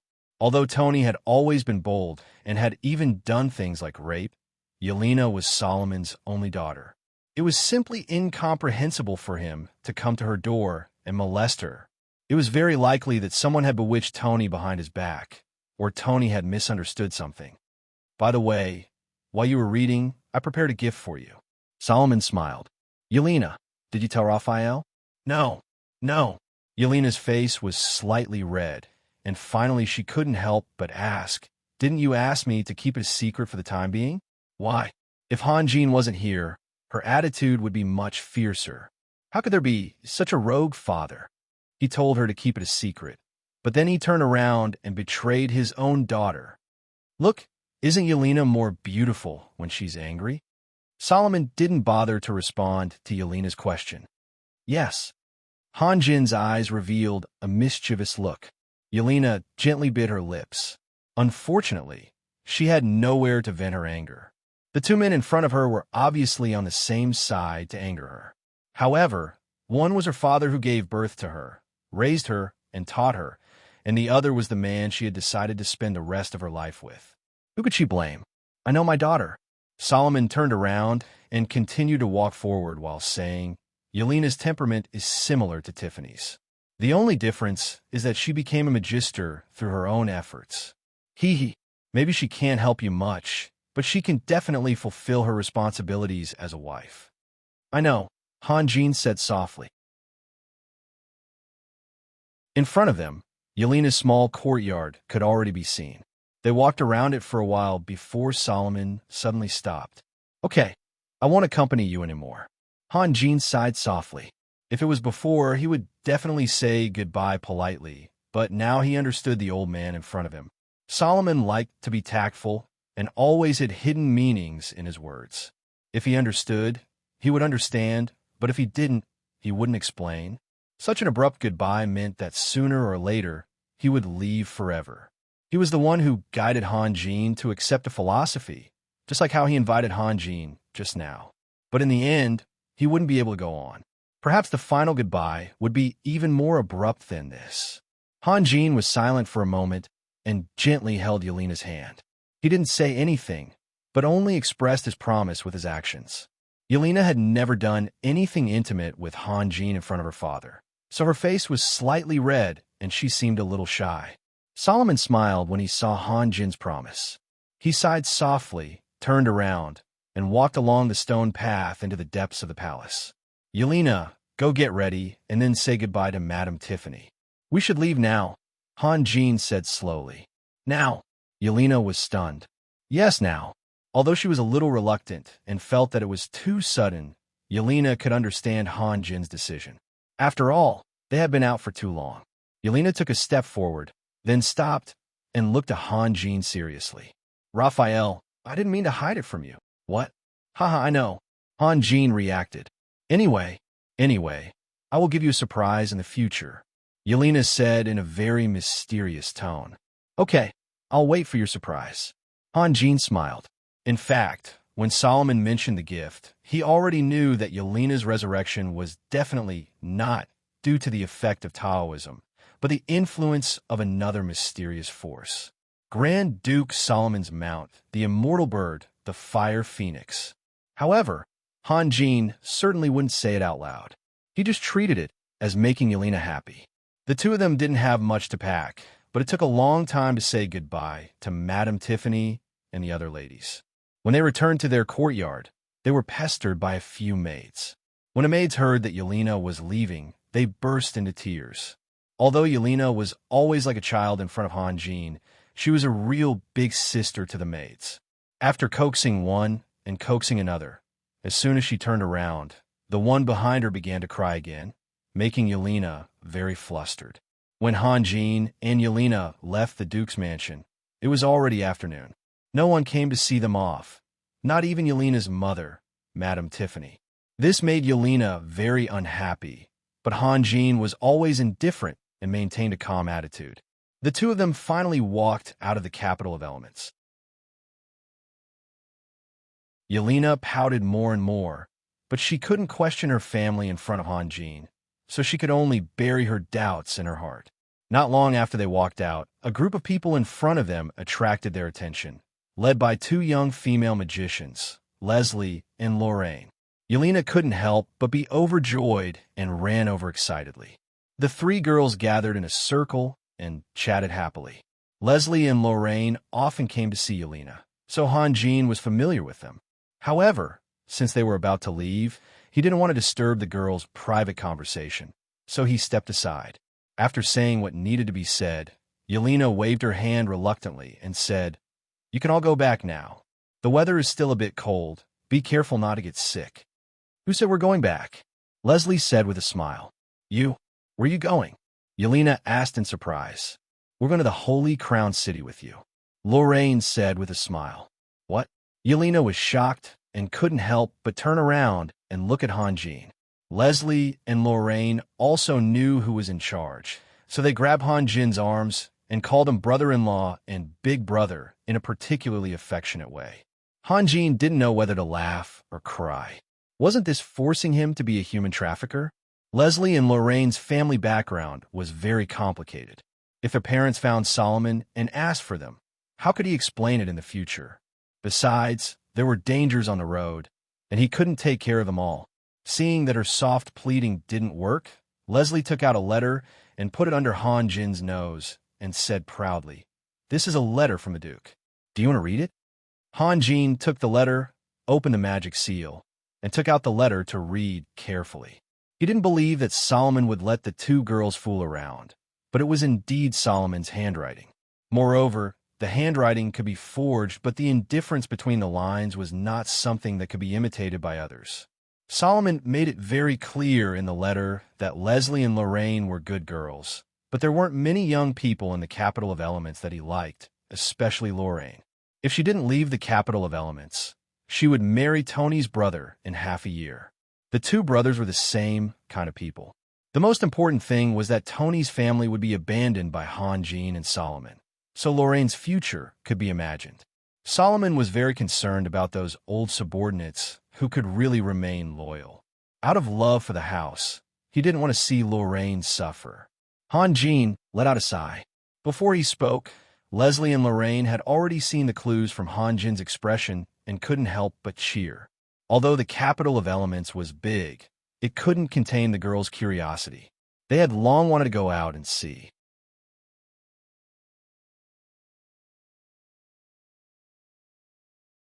Chapter 360.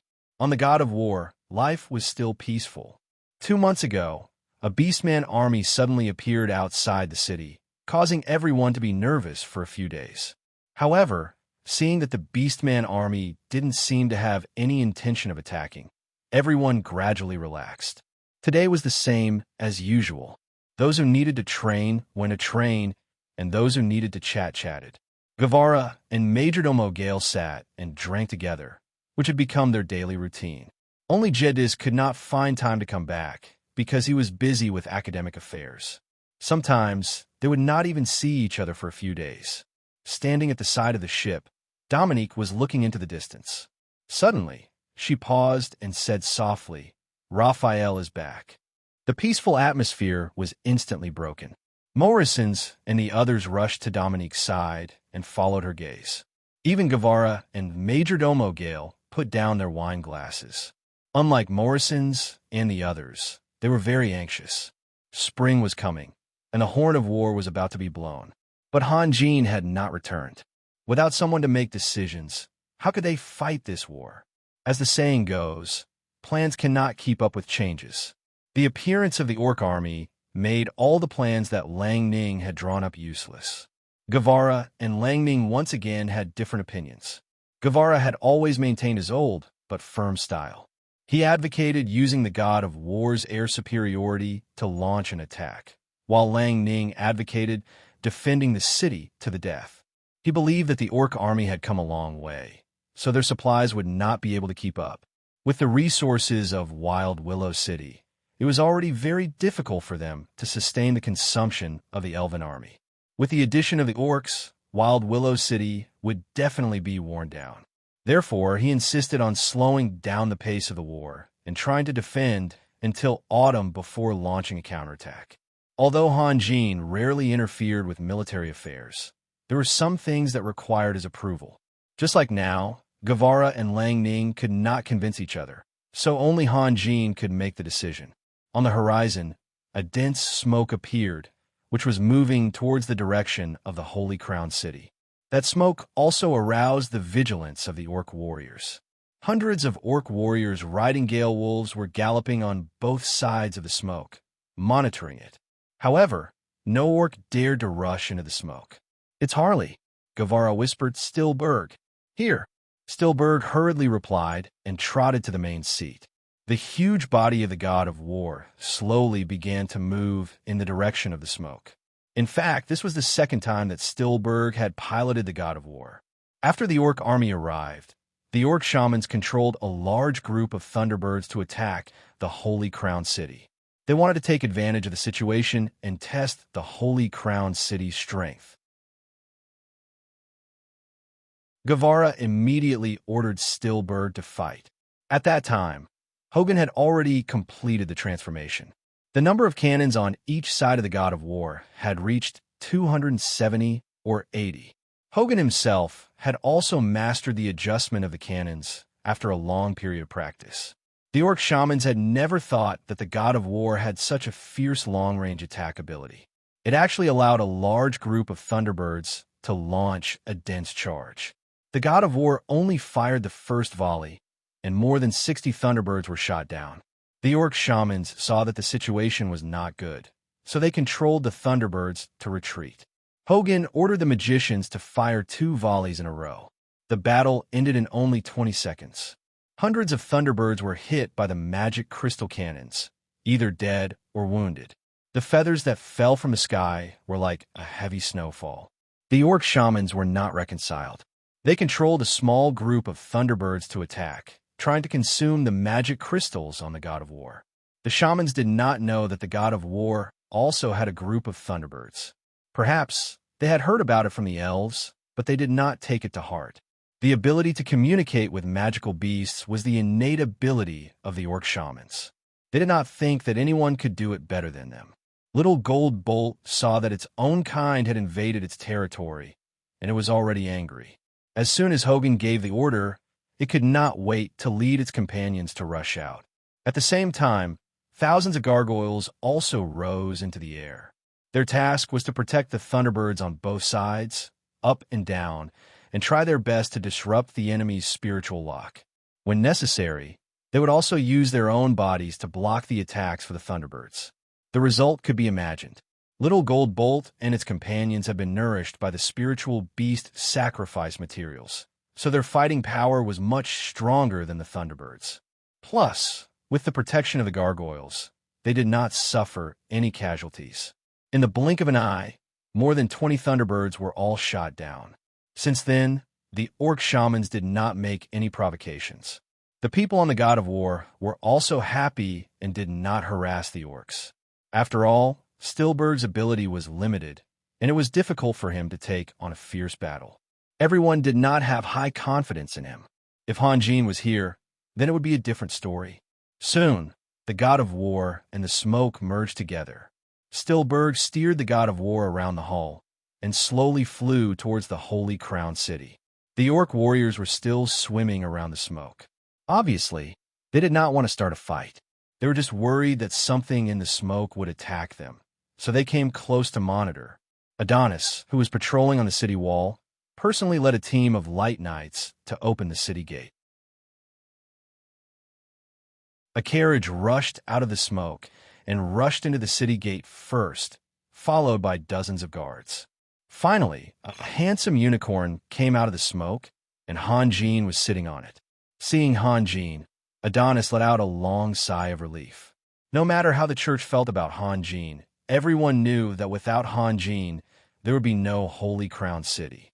How could they spread the doctrine of light under the rule of the elves and orcs? That would be an unimaginable disaster. The god of war arrived above the Holy Crown City first and threw down a suspension ladder. Gavura, Majordomo Gale, and the others jumped down from the suspension ladder.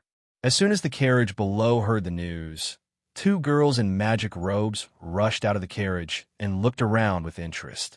Soon, Leslie saw the god of war above her head and could not help but scream.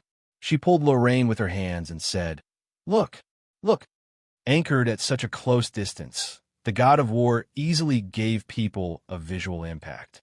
The hull of the ship was simply too huge, and its entire body was a dignified pale green color. Under the illumination of the sun, it shone brightly. "Yelena, what is that?" Lorraine was also stunned. The god of war. Yelena, who was the last to get out of the carriage, smiled and said, "It is a magic prop made by Raphael himself." Speaking of this, Yelena slightly raised the corner of her mouth.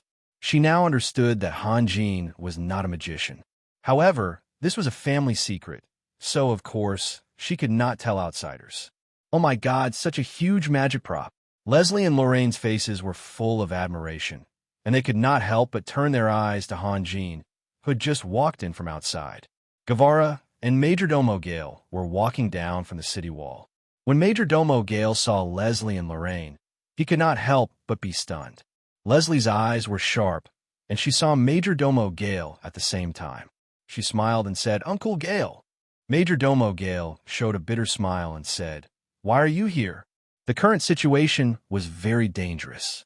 In case of an accident, he had to do everything possible to protect Yelena. Now, there were 2 more girls, which gave him a headache. "It was Yelena who invited us," Leslie shouted. "You don't welcome us?"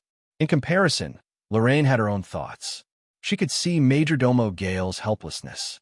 On the other side, Guevara and Hanjin's eyes met. Guevara could not help but be stunned. He felt that Hanjin seemed to have become somewhat unfamiliar. Although it was indeed Hanjin in front of him, and although that bright smile was Hanjin's signature smile, he still felt that something was wrong. Everyone gathered together and exchanged greetings.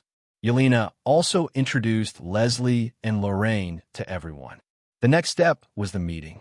Hanjin had been gone for too long, and there were some things that were still unresolved. Hanjin also knew that he had to instill his new ideas as soon as possible. Lang Ning came, and so did Alan Sanret. Jedis also brought the 3 Saint Knight onto the God of War. Even a manager of the Knight of Bliss, Hal Lister, was there. It could be said that this was a plenary meeting of the entire group. Not a single one of the core members was missing. Because the current situation was very bad, government affairs had to make way for military affairs. Lang Ning took the lead and submitted his new plan, waiting for Hanjin's decision. Leslie and Lorraine were also lucky enough to attend the meeting. At first, Yelena was worried that these 2 girls would cause some trouble, but the result was far beyond her expectations.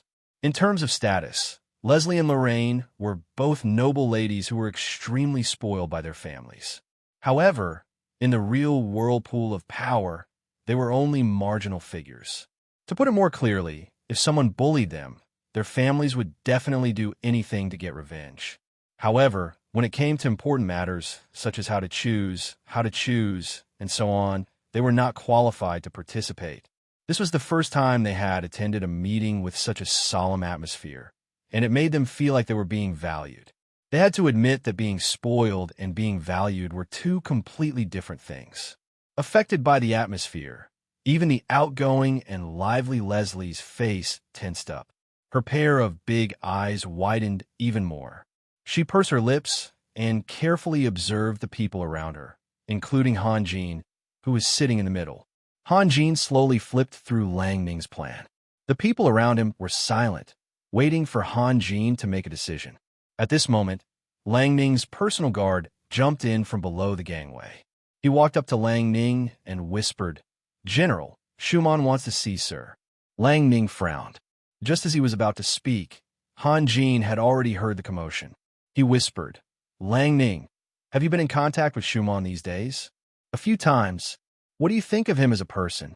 "He's responsible and somewhat smart. I can't see anything else." Lang Ning's answer was very cautious. Hanjin raised his head and said to the guard, "Let him come up." Soon, Schumann climbed up the gangway. When he saw so many people present, he was startled. Lang Ning, Yalan Sanret, Jedis, and so on, almost all the big shots he had seen were present. Compared to this scene, he knew that the things in his mind were insignificant, so he quietly hid in a corner. Hanjin had already finished reading Lang Ning's plan. He gently put it aside and said, "Your plan is too conservative." "What?" Lang Ning was stunned. "What do you think?" Hanjin looked at Guevara. "Lang Ning only saw the difficulties of the enemy, but our difficulties are greater." Guevara slowly said, "When spring comes, the elves and orcs will definitely attack the 6 citadels of the Holy Crown City. What's the point of defending the Holy Crown City? We can defend it this year, but what about next year?" In the past, I agreed with Lang Ning's plan because our enemy was only the elves. But now, with the addition of the orcs, it's different. I think everyone knows how barbaric and cruel the orcs are. They will slaughter our people everywhere and even turn our Acropolis into a ghost town. I agree with Guevara's opinion. Jedis continued, "Civilians and farmer are our foundation. If we lose them, we lose our future. Even if we can defend the Holy Crown City, what can we do? Everyone, I ask you to think about it. We can sit here all day, drinking and having fun, without any lack of food and clothing. Who is the one who provides for us? Now, the one who provides for us is going to fall into hell. Shouldn't we do something?" Hanjin slowly nodded. "Sir." Lang Ning was anxious. Our military power is limited and far inferior to the elves. Now we have to challenge the allied forces of the elves and orcs. This is simply an egg hitting a rock, Han Jin said with a smile. Lang Ning was stunned and felt that this metaphor was appropriate. He nodded and said loudly, "Yes, it is impossible for us to win. Yes, the allied forces of the elves and orcs are much stronger than us. It is indeed like an egg hitting a rock." Han Jin said softly, "But first, we have to figure out what kind of rock we're going to hit." At this point, Han Jin suddenly paused and immediately burst into laughter. He found that he had been immersed in Solomon's comments, and as a result, even his tone of speech was close to Solomon's style. This was not good. Inheriting and imitating were not the same, absolutely not the same. The reason why Solomon didn't give him any suggestions was because he wanted Han Jin to develop his own inner qualities and style for the future. Han Jin's laughter made everyone confused. They all looked at each other. Dominique suddenly said, "You have changed. You have become different from before." "Really?" Han Jin looked at Dominique with a smile. "Yes," Dominique replied in a positive tone. Guevara, Jedis, and everyone else stared at Han Jin. He was really different. They were facing a disaster at this moment. However, Han Jin smiled so casually, as if he did not care about anything. "When Yelena and I went to the capital of elements, we encountered an orc army on the way." Han Jin changed the topic. "On the way back, I deliberately took a detour into the forest and found traces of a large number of troops. This proved that Forza had sent 2 armies. Also, what Mr. Guevara said was not going to happen, but had already happened. Now it is still happening." Han Jin continued, "I went to Fort Maxine on the way. You should know the situation there very well. After all, we were stationed there before. If you have the chance to go there again, you won't believe your eyes, because it has become another Black Raven city." After listening to Han Jin's words, the atmosphere became more and more solemn. The men were killed and even became food for the orcs. The women were raped and sent to the barracks as military prostitutes. This is the gift the orcs have given us. If we do not resist, their gift will become heavier and heavier. Han Jin said softly, "Can you really bear it? How long can you bear it?" "My lord, I can understand your feelings, but..." Lang Ning wanted to say something, but stopped. "Lang Ning, you did not see what happened in Fort Maxine. Otherwise, you would never say but..." Han Jin paused. "I know. You want to say that we can't be emotional in war, and only by keeping calm can we defeat the enemy. You also want to say that it doesn't matter, because war always means disaster. For example, aren't there many female elven slaves in our Holy Crown City? But you have to know we may not be responsible for the elves, but we must be responsible for the humans." Ronning was rendered speechless by the rebuttal. "And you did not listen to me carefully." Han Jin stretched out 2 fingers. "Lord Fossa of Fado City sent out 2 armies. One army went through the swamp area to Wild Willow City, and the other army secretly crossed the forest. Do you know what this means? Such sneakiness. Who are they trying to hide from? Is it us? But we have been surrounded in Holy Crown City, so it is meaningless." This time, Han Jin was very straightforward, but he was also a little disappointed. The difference between wisdom and cleverness was vividly demonstrated by Solomon and the people in front of him. Major Domo Gale was a strong man who could stand shoulder to shoulder with Guevara. Now he fully understood why he always showed such reverence to the old man in the distance. Fossa's real target is the elves? Guevara's eyes widened. "Yes." Han Jin smiled. "So, Fossa has sent out all his armies." Han Jin's words instantly made the hall boil. Lang Ning shouted, "How is that possible? He doesn't want his Fado City anymore." Compared to Wild Willow City, Bite Man City, Black Raven City, Holy Crown City, Depew City, and Cold Shadow City, is Fado City valuable? Han Jin asked. The atmosphere in the hall became even more lively. Even Guevara, Jedis, and the others showed joyful smiles. In the past, they were just trying to survive under the great pressure of the elves and orcs. After listening to Han Jin's words, they realized that they could also become dominators. Sir, but why hasn't Fasa attacked the elves? Lang Ning asked again.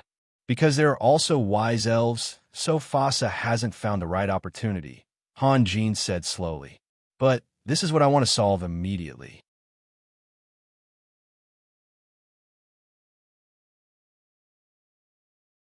Chapter 361. Han Jin had already set the tone for the upcoming war, and Han Jin had clearly explained the basic nature of the alliance between the elves and the orcs. The internal differences had completely disappeared. Next, Guevara explained what had happened in the Holy Crown City recently. Because there was no suitable candidate, Guevara could only temporarily take over the government affairs of the Holy Crown City. Jeds was busy with the Holy See, and Major Domo Gale was not good at handling these matters. Only Guevara had the most experience. After almost everything was said, Han Jin waved to Shumon. Shumon hurriedly stood up and walked over with a smile. This did not mean that Shumon was a flatterer. As an ordinary small noble and a magistrate in a small city, he was suddenly promoted to such a high position and was allowed to attend the highest meeting. Shumon felt a little awkward, but it was always right to smile when meeting people. Have you investigated it clearly? Han Jin asked softly. Well, Shumon could not help but glance around. Go ahead, it's okay. My lord, the first few days of the interrogation, the woman said nothing.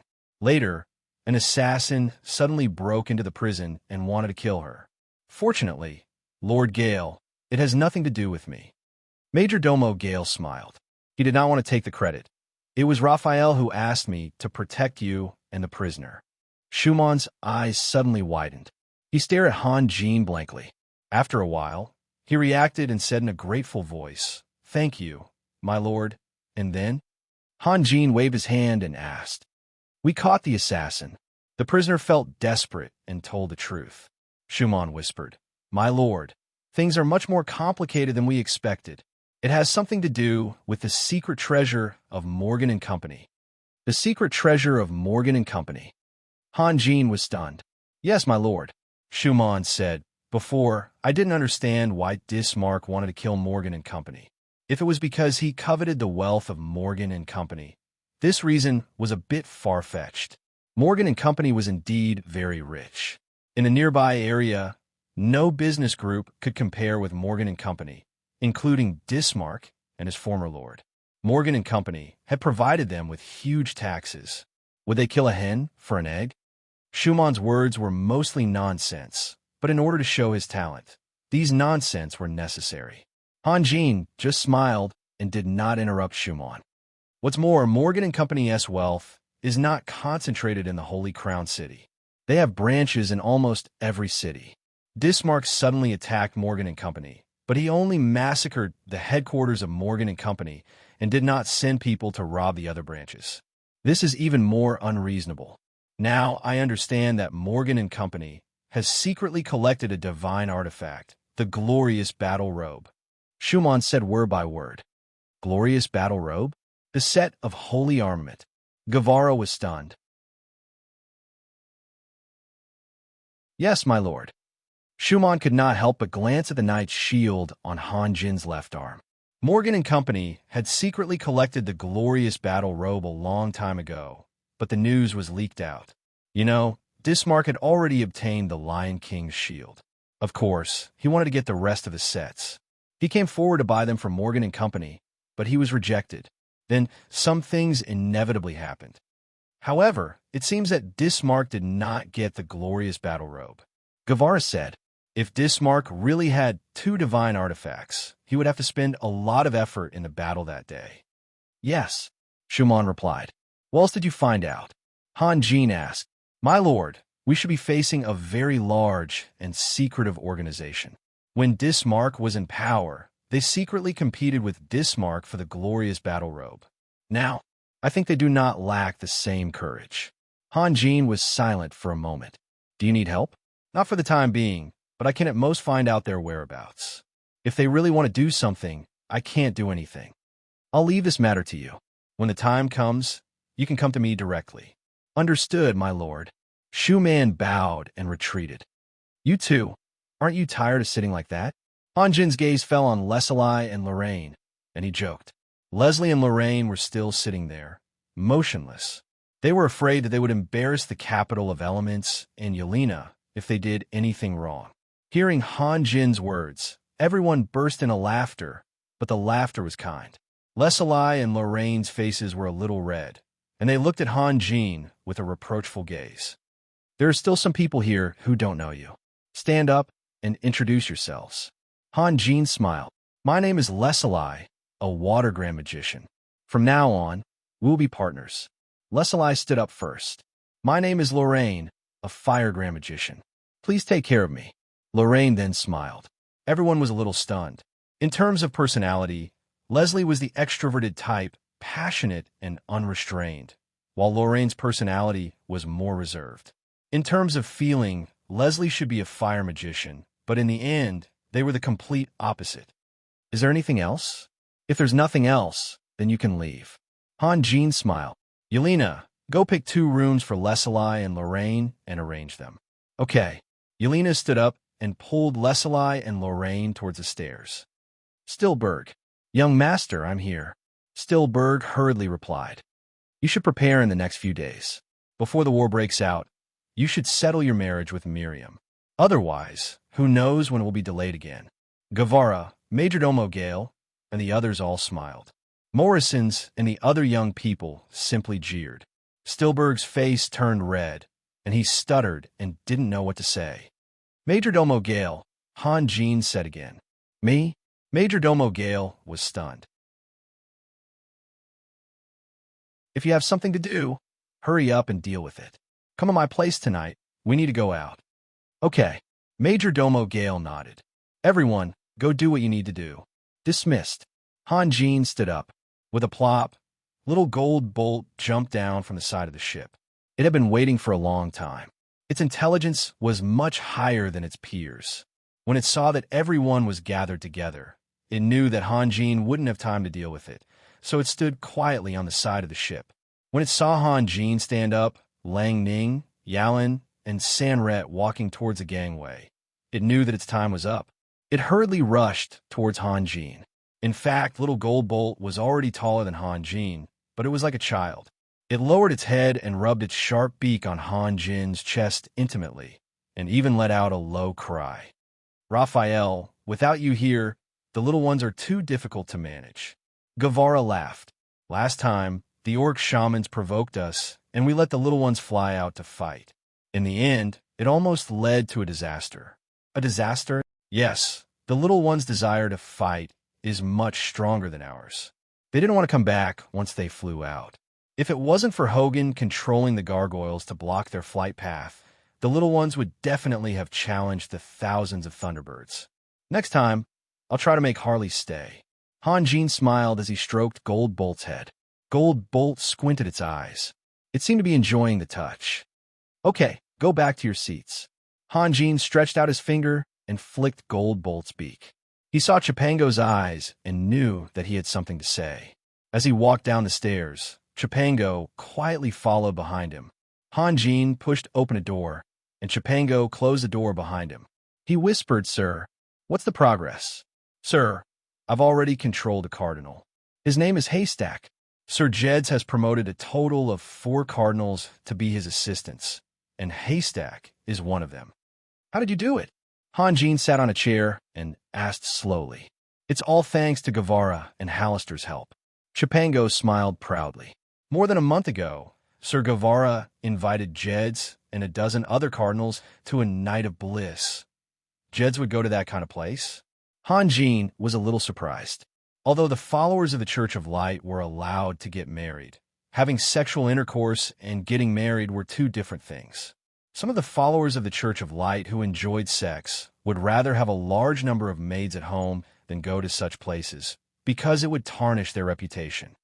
Sir Guevara personally invited them. How could I not give him face? Chipango chuckled. Go on. After careful observation by Hallister and I, we found that the other cardinals were able to control their emotions. Only Haishi kept looking at the elves. In the end, when he left, he was reluctant to leave. Therefore, I locked my target on him. Okay, go on, Han Jin replied faintly. After a few days, I kept following Haystack, but he didn't go to the Night of Bliss again. I think maybe it's because the elves are too reserved, allowing him to retain enough self-control. Chipango said proudly. Chipango said proudly, I thought of a way. I went to Ronning and asked for 4 sirens of the abyss. Ha! One of them was still a virgin. Then I bought a small house and arranged for the 4 sirens of the abyss to live there. I gave the house to Haishizi under the pretense that I needed his help. And then? And then, Haystack got together with the 4 sirens of the abyss, Chipango said with a smile. Chipango grinned and said, Hayashize used to be very diligent in his work for Jeddis, but now he's running back to his nest even before the sky turns dark. My lord, this guy will definitely listen to us. If he dares to disobey us and spread the news of him copulating with an abyssal demon, then his reputation will be ruined. If he had heard Chipango's report before going to the capital of elements, he would have been very satisfied. However, what he saw now was Chipango's superficiality. Chipango, have you been in contact with Haystack? Han Jin asked softly. Not at the moment. I'm going to let him know the truth in the next few days. I'll also let him understand that he has to change masters. Chipango, what you're doing is wrong. Han Jin shook his head. Ah, sir, what did I do wrong? Chipango was stunned. His proud expression immediately disappeared. There are many ways to make someone listen to you. Threats and threats are the lowest, Han Jin said softly. Then what should I do? Think about it yourself. Think about it now. Han Jin smiled. It just so happens that I still have some time. Chipango hesitated for a moment, then said tentatively, give him more benefits, or give him a future. Only then can he sincerely rely on us. However, sir, I can't give him any promises. He won't believe what I say either. I need you to step in. Using benefits as a bond is indeed much stronger than your first method. Han Jin smiled, but it's not the strongest. Today, he can help you and us for benefits. Tomorrow, he can betray us for benefits. Do you understand? Then what should I do? Chipango smiled bitterly. If you understand the history of the Church of Light, you'll find that the baptism process for every believer is more or less the same. Even Jeddis is included. Han Jin paused. They asked themselves and others to believe in God and believe in God's justice. They search for and reflect on the stains of humanity every moment. In their words, this is the baptism of the soul, the baptism of the highest sense. When they get used to this, their code of conduct, right and wrong, etc., are all locked into a fixed pattern. They don't allow themselves or their companions to have any strange ideas, and they don't allow any part of their body, including their soul, to stretch out of the cage where they are imprisoned. Otherwise, it would be considered a betrayal. I have a word for this. Brainwashing, do you understand? Chipango's expression was blank and silly. He understood some of it, but he also didn't understand some of it. Using 4 abyssal sirens in a short month against decades of inertia. Do you really think we can win? Han Jin smiled. All right, even if we win, have you thought about his situation? We're not believers. If he joins us and listens to us, it'll undoubtedly force him to betray his faith in God. He'll be in a lot of pain and even go crazy. He might tear everything apart. At the very least, he'll be able to exchange his life for the final Pure Land. Sir, Chipango didn't know what to say. Also, even if his will is incomparably strong, withstanding all kinds of torture, and is willing to serve us, will he still have the energy to strengthen his position? Han Jin said slowly. You just said that he doesn't know the truth yet, but he's already alienated himself from the church for the sake of the 4 abyssal sirens. Is this really what you want? Do you think Jeddis will put an important position in a cardinal who's becoming more and more lazy? When he's abandoned, his right to speak will be weak. Let me ask you, what's the use of paying such a high price to recruit a piece of trash? Chipango was still in a daze. For him, Han Jin's words were too profound, and he couldn't keep up. Moreover, Han Jin narrowed his eyes. There are many people in this world who forget righteousness for the sake of profit, who are tough on the outside, but weak on the inside. They're like the grass on the top of the wall, never having their own persistence. Hee. Therefore, a blade of grass can never grow into a tree. But I want to tell you, high school is definitely not such a person. To be able to become a cardinal and be valued by Jeds, he must have gone through a lot of tests. At the very least, his ability, wisdom, and devout faith were all recognized by his peers. Otherwise, how could he have become a cardinal? Yes, he's now infatuated with the abyssal sirens, but this is only temporary. It won't be long before he wakes up from this infatuation. When that time comes, what will you do to remedy it? Sir, then what should I do? Chipango's head was covered in cold sweat. He thought he would definitely win Han Jin's praise, but in the end, he was reprimanded for nothing. It's very simple. For people like him who live in inertia for a long time, we have to follow his inertia. Not only do we have to make his body happy, but we also have to let his soul find sustenance. Han Jin smiled. For example, let the 4 abyssal sirens believe in the Church of Light. After all, they don't have any religion, right? Let high school's sense of justice and mission be perfectly vented. Let him sublimate his soul. Copulating with the abyssal sirens is not just to vent his lust, but a kind of redemption, a great redemption. Only then will he truly treat the 4 abyssal sirens as his own. Only then will he have the motivation to protect and persevere. Chipango was once again dumbfounded. He never thought that just developing a spy would be so complicated. Actually, there are many ways to achieve the same effect. The one you chose is the stupidest way. If there's a chance, bring the 4 abyssal sirens out. I'll talk to them myself. Han Jin pondered for a moment. We don't need to control high school directly. As long as we can control the abyssal sirens, we can control him.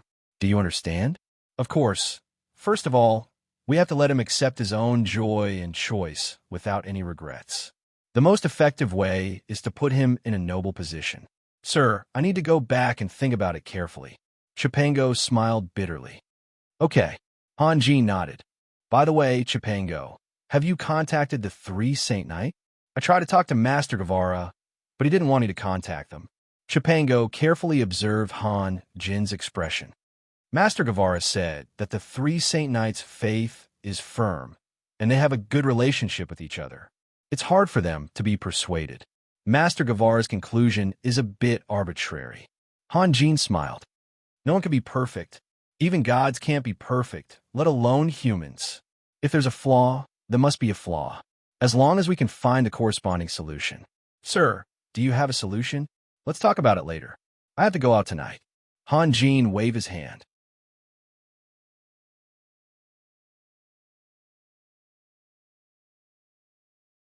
Chapter 362. The orc warriors followed closely behind. They didn't dare to get too close for fear of being attacked, but they also didn't dare to get too far away for fear of losing Han Jin's trail. With these conflicting thoughts, they had already chased for dozens of miles.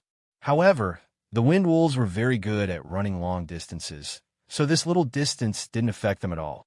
In front of them, Han Jin had turned into a dense forest. The orc warriors hesitated for a moment, then followed him in. Although most of them weren't very smart, they vaguely understood that this mysterious enemy had no intention of killing them. He only wanted to escape as soon as possible. Otherwise, they would have been attacked long ago. The dense forest was quiet, and there was a faint smell of blood in the air. If one calmed down and stopped to observe carefully, they could clearly see that some of the tree trunks were shining like stars. However, the orc warriors were focused on following Han Jin. How could they be in the mood to care about anything else? On the canopy of a few large trees, there were dozens of elves scattered around. Their lives had long left them. In the withered grass below, there were more or less clusters of dark red things gathered together. That was their blood, but it had already dried up. The elves' positions were very clever. Not only could they monitor the entire forest, but they could also take care of each other. Moreover, under the protection of the forest, the elves had unusually sharp senses. It was hard to imagine that someone could kill them one by one without making a sound. The orc warriors who were angry and uneasy didn't notice the bloodstains. However, some of the wind wolves raised their heads and looked around blankly. Unfortunately, they didn't have the ability to communicate with their masters. Rushing out of the forest, a shallow pool filled with steam appeared in front of the orc warriors. On the other side of the pool, there were about 30 naked female elves screaming as they ran out of the pool. However, when they reached the place where they stored their clothes, they found that all of their clothes had disappeared. It seemed that someone was playing a prank on them. Their weapons were still there, but the bowstrings of their longbows were all cut and turned into scrap. The orc warriors who rushed out of the forest first were all stunned. They stared at the elves in front of them, and the orc warriors who rushed out after them were the same. Waves of irrepressible heat ignited from the bottom of their hearts and spread throughout their bodies in an instant. Perhaps it was because they saw too clearly, or perhaps it was because the elves were too beautiful, or perhaps it was because of something else. But at this moment, the orc warriors felt their primal instincts burning wildly. They even forgot about the enemy. The elves were ashamed and scared. They screamed and ran into the depths of the forest and soon disappeared without a trace. No one knew which orc warrior was the first to let out a roar, but then all of the warriors moved together. One after another, wind wolves rushed straight into the pool, splashing water everywhere. It was as if the pool was boiling. Then, they rushed ashore and rushed into the forest. No matter how fast the elves ran, they couldn't outrun the wind wolves. Soon, the last elf was caught. With a roar, an orc warrior rushed out from the wind wolf and hugged the elf from behind. Both of them fell into the grass. The elf struggled and screamed, but the orc warrior who pressed her down didn't have any mercy. He grabbed the elf's hair with both hands and slammed her into the ground a few times. To him, everything was as natural as flowing water. He used to use the same method to deal with humans. Then, a few more orc warriors rushed up and pressed the elf to the ground. As the elves were being pushed down one by one, Major Domo Gale rushed over from the other side of the valley. Behind him were hundreds of elves riding silver Pegasi. Hearing the sounds in the forest, Major Domo Gale turned around and smiled. His figure quietly melted into the breeze. The leader of the elves frowned, but before he could think of anything, he heard sorrowful cries and sobs coming from the forest. His expression changed greatly, and with a wave of his hand, he rushed into the forest with his subordinates. When Major Domo Gale arrived at the place where he and Han Jin agreed to meet, Han Jin was already there. Major Domo Gale coughed. I feel that we left too many traces. We might not be able to hide it from them. It will be very difficult to hide it from them, and we don't have much time. Han Jin slowly raised his head. Anyway, the blood has already flowed, hasn't it? Major Domo Gale was silent. If the conflict between the elves and orcs was really as big as Han Jin said, then the reason for the conflict was not very important. The key was whether it had happened or not. Let's go. Han Jin stood up and said softly, asterisk, asterisk, asterisk after the dark night. The sky would always be bright. However, the people in the Holy Crown City did not know what had happened outside. Their fear and uneasiness had long disappeared with the return of Han Jin. For many years, no one had heard of anyone challenging a superior dragon. Even if there was, they were doomed to fail. Only Han Jin had done it and won. Therefore, when they learned that their lord was in the city, they felt safe again. When the first ray of sunlight fell on the Holy Crown City, Han Jin and Katini walked into a small house one after another. Katini walked and reported something. So, we finally gave up. Chi Li and Miss Sylvia should be hiding or secretly imprisoned by the elves. But the possibility of the latter is not big. Are they that stupid? Did they tell the elves their relationship with you? It's hard to say. Han Jin sighed. Katini was surprised. He only knew about the appearance of Chi Li and Sylvia, but he did not know much about their characters and abilities. In his opinion, it was a very stupid mistake. I asked Chipango to buy this house for you. The two houses next to it are also yours. Han Jin smiled and changed the topic. In the future, you and your companions can live here without worries. My lord, thank you for your kindness. Katini said softly, but we don't like to live anywhere. We just like to walk around. Everyone should have a home, Han Jin said softly. Katini hesitated for a moment, but he did not say anything. He walked slowly behind Han Jin. If he insisted again, he would fail to live up to Han Jin's care. The two of them walked into the backyard one after the other. The backyard was well lit, and the rising sun shone on every corner of the yard. There was a lot of grass planted in the surroundings. Of course, spring had not yet arrived, and the color of the grass was still yellow. Countless drops of dew sparkled under the sunlight, like pearls. In the middle of the yard, there was a new mound. In front of the mound was a stone tablet, but there was not a single word on it. It looked like a new grave. Katini did not know what was going on. He looked around in shock. Before Zagun died, he asked me to find a sunny place for him to scatter his ashes, but I didn't do that. I think he needs a home, just like you, Han Jin said slowly.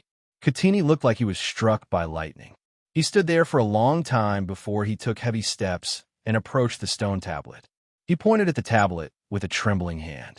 He stared straight at Han Jin, as if he was asking something. This is Han Jin nodded. Katini's hand trembled even more.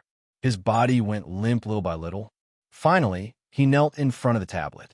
The tears that he had suppressed for a long time finally flowed out. Ever since he joined Han Jin, he had never shown any nostalgia for his old master in front of Han Jin. He had never even asked about Zagun's death, because he knew that it would violate the taboo of a superior.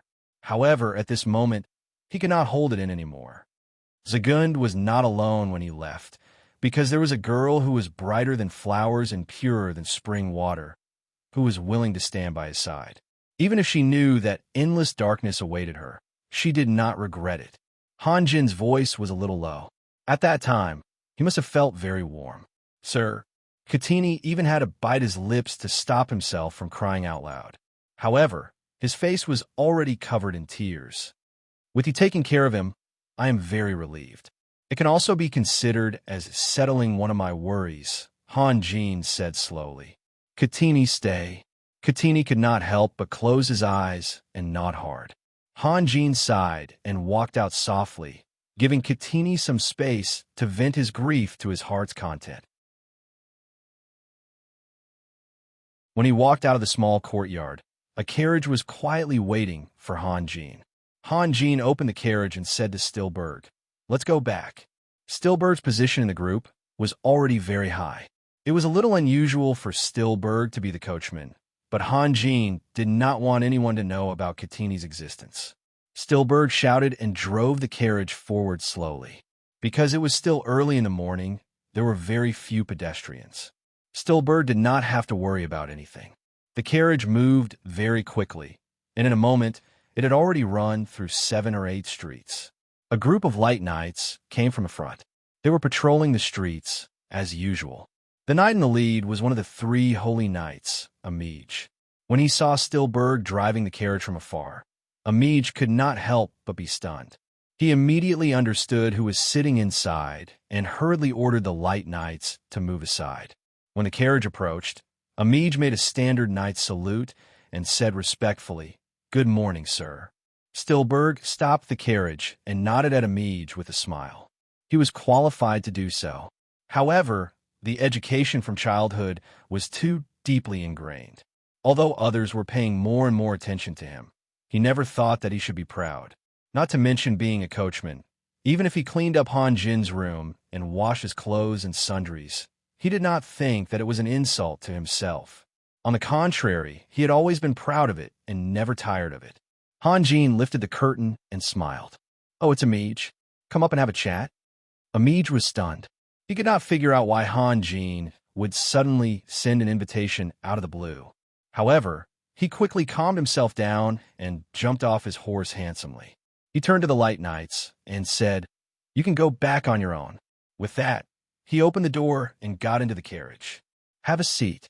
Han Jin smiled and pointed opposite him. Amij did not stand on ceremony and sat down in a relaxed manner. He smiled and said, "Sir, you're up so early? I'm just doing my duty. I can't help it. You don't have to. There are some things I need to take care of." Han Jin said, "In the days that I've been away, has your recruitment of believers been going well? It's not as smooth as we thought. It turns out that we were a little blindly optimistic. Amij said, "The glory of the God of Light has not shone on this land for too long. The people really like having a priest to help them, but when it comes to making them believers, they are a little hesitant. Take it slow. Everything will get better. Ha ha. We are as confident about the future as you are, sir. Otherwise, we wouldn't have set up the Holy Crown City." Amij smiled.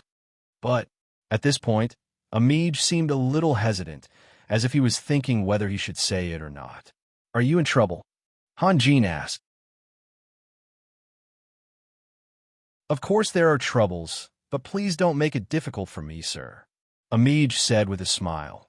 "Sir Jeds will definitely take the initiative to tell you about the troubles that can't be said. I don't dare to make decisions on my own." Hanjin smiled and changed the topic. "Actually, you don't have to do everything yourself. Just like patrolling the streets every day, you can let other knight do it." "Sir, I don't want to wander the streets all night either," Amij complained. "But there are only 3 of us holy knight who can do it. Let Adonis do it. He'll kill me. Since I'm the youngest, it's only right for me to suffer more. This has nothing to do with age," Hanjin said faintly. "In my opinion, whether or not the Holy Crown can return to its former glory depends on 2 people. Sir, you're saying one is Jed's and the other is you, Amij.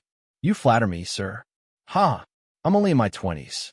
There's still a lot to learn. As I said earlier, it has nothing to do with age." Hanjin said softly, "Adonis is a talent, but unfortunately, he's too old. Aud is sincere and square, but because he's too square, he seems old-fashioned and inflexible.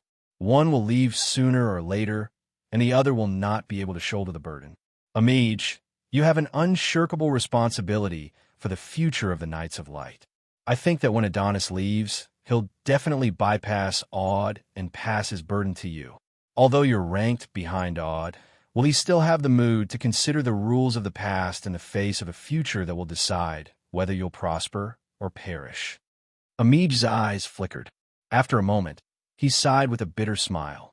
Hanjin's words touched Amij's heart. In fact, he had been worried about this matter. Aud was indeed inflexible. If it was in the past, there would be no problem, but now it was a special time, and special times required special measures. Aud? He couldn't, and now Adonis was too old. He was so old that he couldn't even walk properly. Adonis' true age was more than 20 years older than Majordomo Gale. Even if Amij returned to the Holy See and suddenly learned that Adonis had returned to the kingdom of heaven, he wouldn't be surprised. He only prayed that Adonis would be able to hold on for a while longer to support the Holy See, which was like a candle in the wind for a while longer. Of course, it's too early to say these things. Plans can never be as fast as changes. Hanjin smiled. "I think of Lang Ning.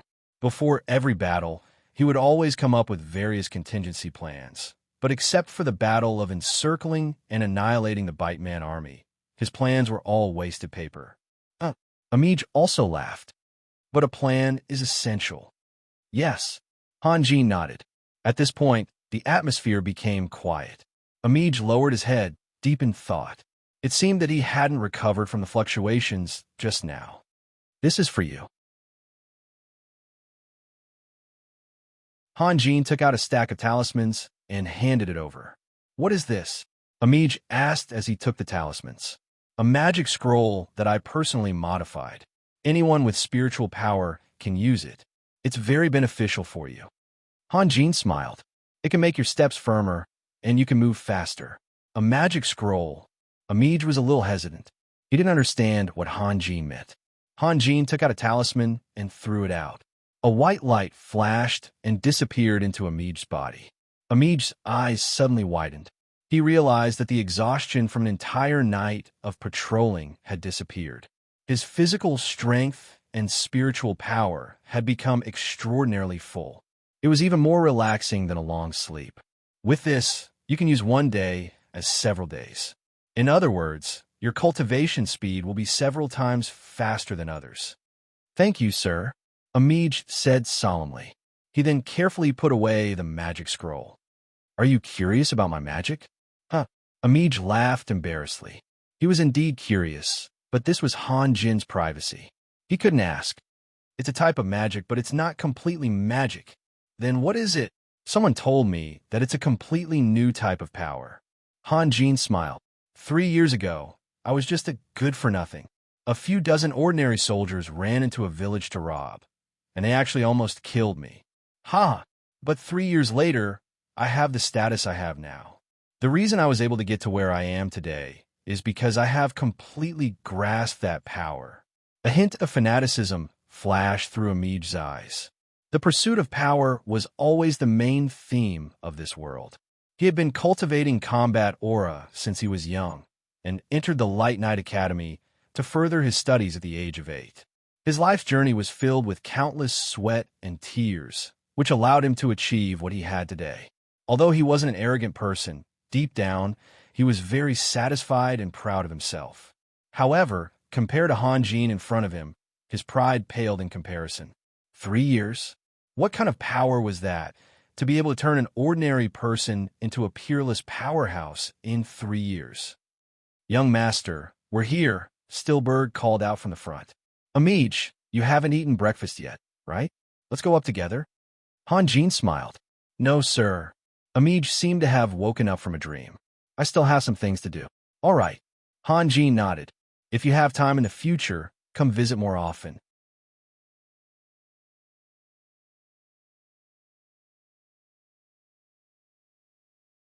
Chapter 363. My lord, my lord.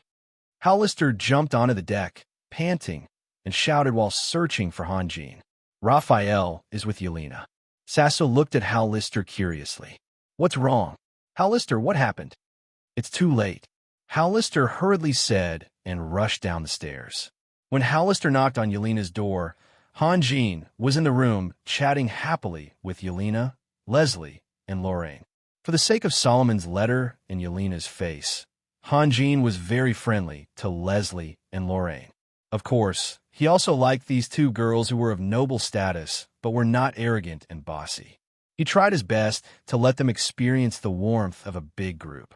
Hearing someone knock on the door, Yelena quickly stood up and walked to the door while saying softly, "Who is it? Come in." Hollister couldn't wait to open the door. He wanted to speak immediately, but when he saw Leslie and Lorraine, he hesitated for a moment and said softly, "My lord, can you come out for a moment? You two talk." Han Jin smiled at Leslie and Lorraine, then turned and walked out. Han Jin and Hollister put some distance between them and Yelena's room.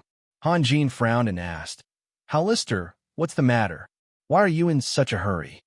"My lord, are you really going to release Constance?" Hollister smiled bitterly. "Yes, what's wrong? But I've already spread the news that Constance is going to be auctioned tonight." Hollister shouted, "If you release her, what am I going to sell?" Han Jin didn't say anything. At this time, Ronning and a few guards walked over from the other side of the corridor. Among them was a female elf with long green hair. However, Hollister's back was facing Ronning, and he was highly focused, so he didn't notice anything. "My lord, the nobles are very interested in Constance. Perhaps they already have many female elven slaves, but great elves are very rare. Some have even announced that they would give up half of their family's property to buy Constance." Hollister begged, "My lord, please give Constance to me." Han Jin smiled and greeted Lang Ning with his eyes. When the female elf heard Hollister's words, her body trembled and her fists slowly clenched. She stared coldly at Hollister's back, but Hollister still didn't notice and continued begging, "My lord, I know you don't have the heart, but who's to blame? The elves are invading us. We deserve to be treated them. I can guarantee that Constance can be sold for at least tens of thousands of gold coins, or even hundreds of thousands of gold coins. Heavens, that's the price of a high-grade magical crystal, my lord." Han Jin smiled and gestured with his lips. "Ronning, wait for me inside." "Yes, my lord." Lang Ning walked over and patted Hollister's shoulder with a smile. "Keep up the good work. Don't give up. You still have the nerve to be sarcastic." Hollister almost jumped up in anger. "I went to you last month to ask for Constance. If you had given her to me earlier, would this have happened? This is my lord's order. Don't blame me." Lang Ning was still smiling. With a wave of his hand, a few guards pushed the female elf into a room. The moment the female elf was pushed into the room, she turned her head and glared at Hal Lister with hatred.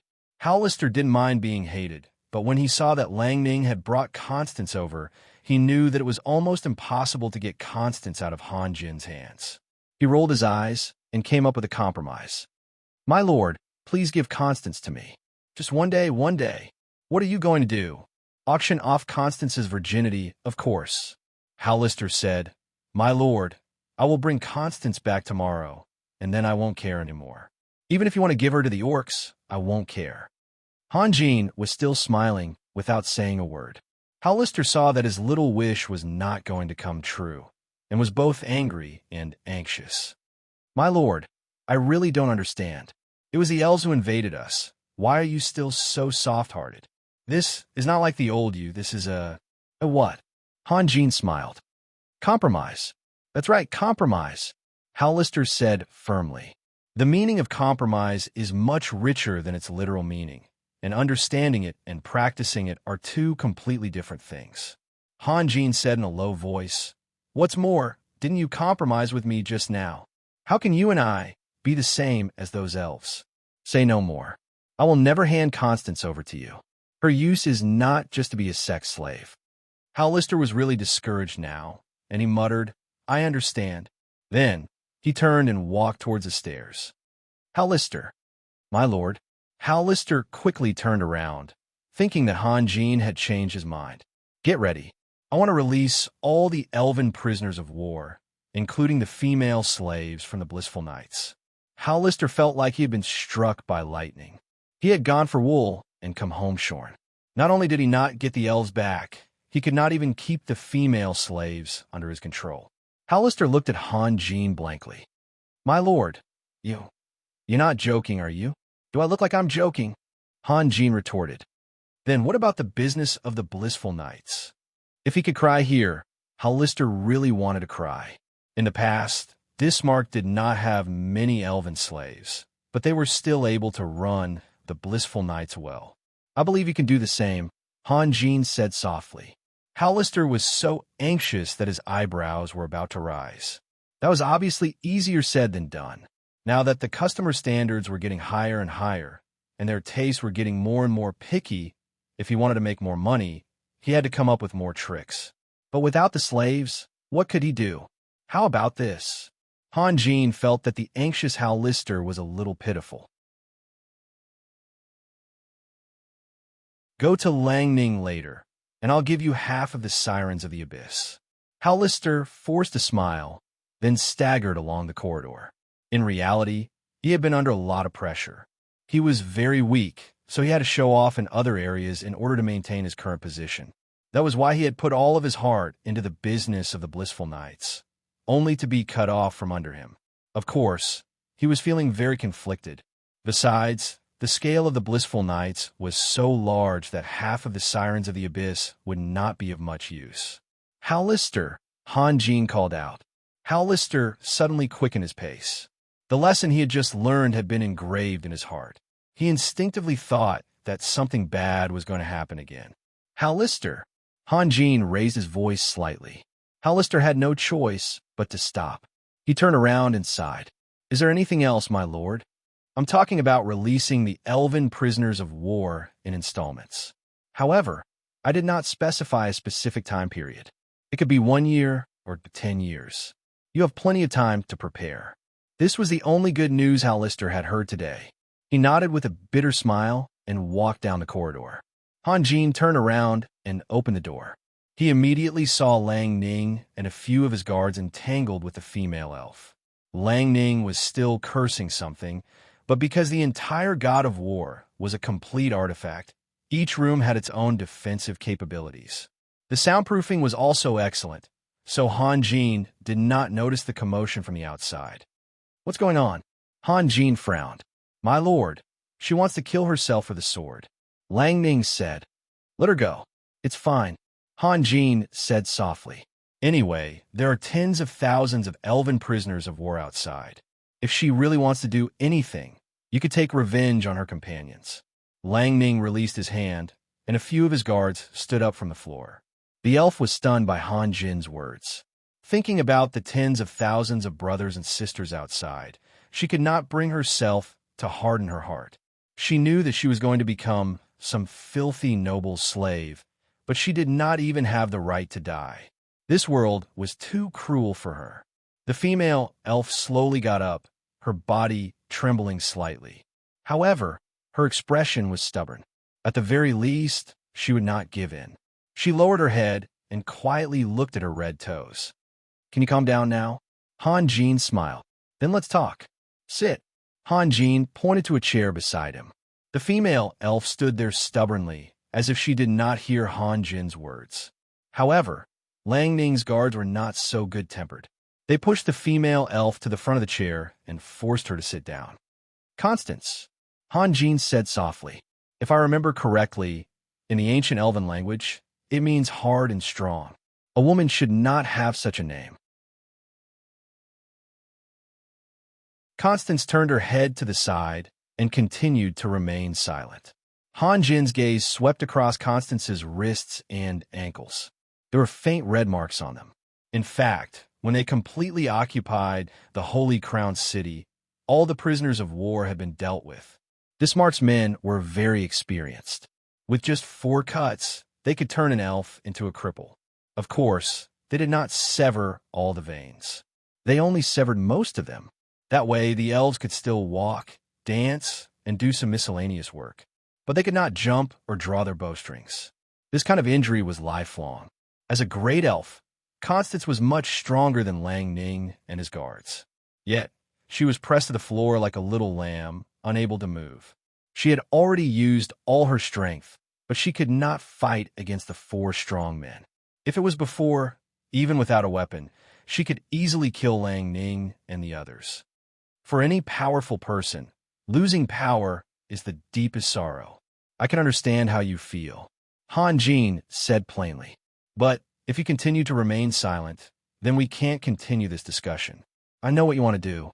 I can agree to it, but I have a request," Constance said with a stiff tone. "What request?" Han Jin asked with interest. "If you are willing to release all the prisoners of war in the camp, I can do anything for you." Lang Ning could not help but snicker.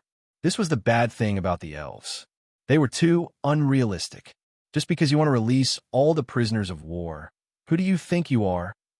"Are you sure?" Han Jin smiled. "I suggest you think about it carefully." "There is nothing to think about. I am sure." Constance mustered her courage and looked at Han Jin. She knew what kind of person was sitting beside her. Han Jin's achievements had spread throughout the city, including the prisoner camp. "If you do not agree, then I—" She wanted to say something tough to scare Han Jin, but then she realized that she was just a prisoner of war. Why did she have to scare someone? In the end, she was at a loss for words. Han Jin's gaze swept across Constance's face and slowly moved downwards. Like the other elves, Constance had an impeccable appearance, and because she was a great elf, she had an air of arrogance about her. Furthermore, the wounds on her wrists and ankles did not affect her beauty too much. Her skin was still fair where it should be, and her skin was still smooth where it should be. "If you say so," Han Jin showed a reluctant expression. "All right, I agree." My lord?" Lang Ning was stunned. "What?" Constance was stunned as well.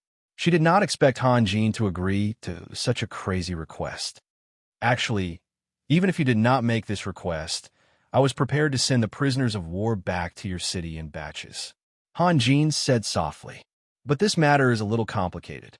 I can't just chase the prisoners out and be done with it. So we need to discuss this slowly." "Don't think you can fool me like that." Constance laughed coldly.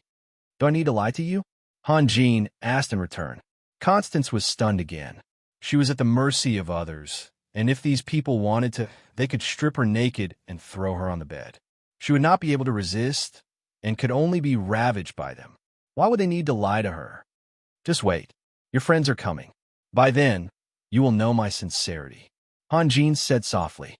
The atmosphere in the room became unusually quiet. Lang Ning kept trying to signal Han Jin with his eyes, trying to get Han Jin to go out and talk, but Han Jin ignored him and ignored Lang Ning. Constance, on the other hand, became restless. She was trying to figure out Han Jin's true intentions. To get her? To let all the prisoners of war go? That was impossible, and Constance still had that much self-awareness. After some time, Han Jin gestured for one of Lang Ning's guards to go out and receive them. A moment later, Cain walked in first, and behind him were Gibran and Julia, who had been imprisoned for a long time. As the captain of the Red Vanguards, Gibran had been through countless near-death situations. Julia was the same. No matter what kind of danger they were in, they could always remain calm. But now they could not do so. After they walked out of the basement, they saw too many shocking scenes. When he saw Han Jin, Gibran cried out anxiously, "Raphael, what happened? Tell me, what is going on outside?" Julia's gaze swept across Constance's body, and she saw the wounds on her body. If it was in the past, she would have asked for an explanation, but now she couldn't care less. She just wanted to know what had happened during this period of time. Han Jin was also looking at Gibran and Julia. Because they had been in the basement for too long, Gibran and Julia's faces were sickly pale. And every time he looked at Julia, he could not help but think of Edwina. That was an eternal pain in his heart, a pain that could never be healed. And the most painful thing was that Cain had told him a secret. Because there was nothing else to do, Gibran and Julia could only talk about the past. Cain had once accidentally overheard a conversation between Gibran and Julia. Back then, Edwina had been poisoned by the blood poison, and Han Jin was still weak. He could only use extreme methods to detoxify Edwina. In the end, Edwina was almost naked. Edwina was conscious at the time, and she knew what had happened. Perhaps it was because he had saved her life, or because her body had been seen through, but some things could not be avoided. Edwina secretly fell in love with Han Jin, but because of Sunir, Edwina knew what she should avoid. She always maintained a relatively distant but friendly relationship with Han Jin. She only told her sister about the sadness and helplessness in her heart. Julia noticed that Edwina would often stare at Han Jin's back, and after asking, she finally found out the secret that Edwina wanted to hide for the rest of her life. That was why, when Han Jin went out to chase after the enemy, Edwina had to go with him. And that was why, when she saw that Han Jin was in grave danger, Edwina shot her arrow without hesitation. Actually, Edwina's combat experience was no less than Gibran and Julia's. When she realized that Hayden was a traitor, she should have rushed back to find backup as soon as possible. She shouldn't have acted rashly, because the enemy must have set up a sure-kill trap. But because of the feeling she had hidden in her heart, Edwina lost her cool and created an irreparable tragedy. Even though this sacrifice was unnecessary, and Edwina did not play a big role, the sacrifice itself could not be measured by its effect. I called you guys here to tell you the truth. Han Jin said softly, even though his thoughts could be described as completely different. When he thought of Edwina, his heart still felt abnormally heavy. Cain, you tell them. Cain coughed dryly. He had already prepared a script. He started from the sudden invasion of the elves, to how Sunir betrayed Han Jin and married Prudence, and finally how Prudence set up a trap and attacked Han Jin with Dragon City's Elder Maxwell. In the end, they were no match for Han Jin, and so on. Julia and Gibran's expressions kept changing as they listened to the story. You're tuning in to the Warrior Lore YouTube channel. Don't forget to subscribe and join us on this journey to catch the most captivating stories.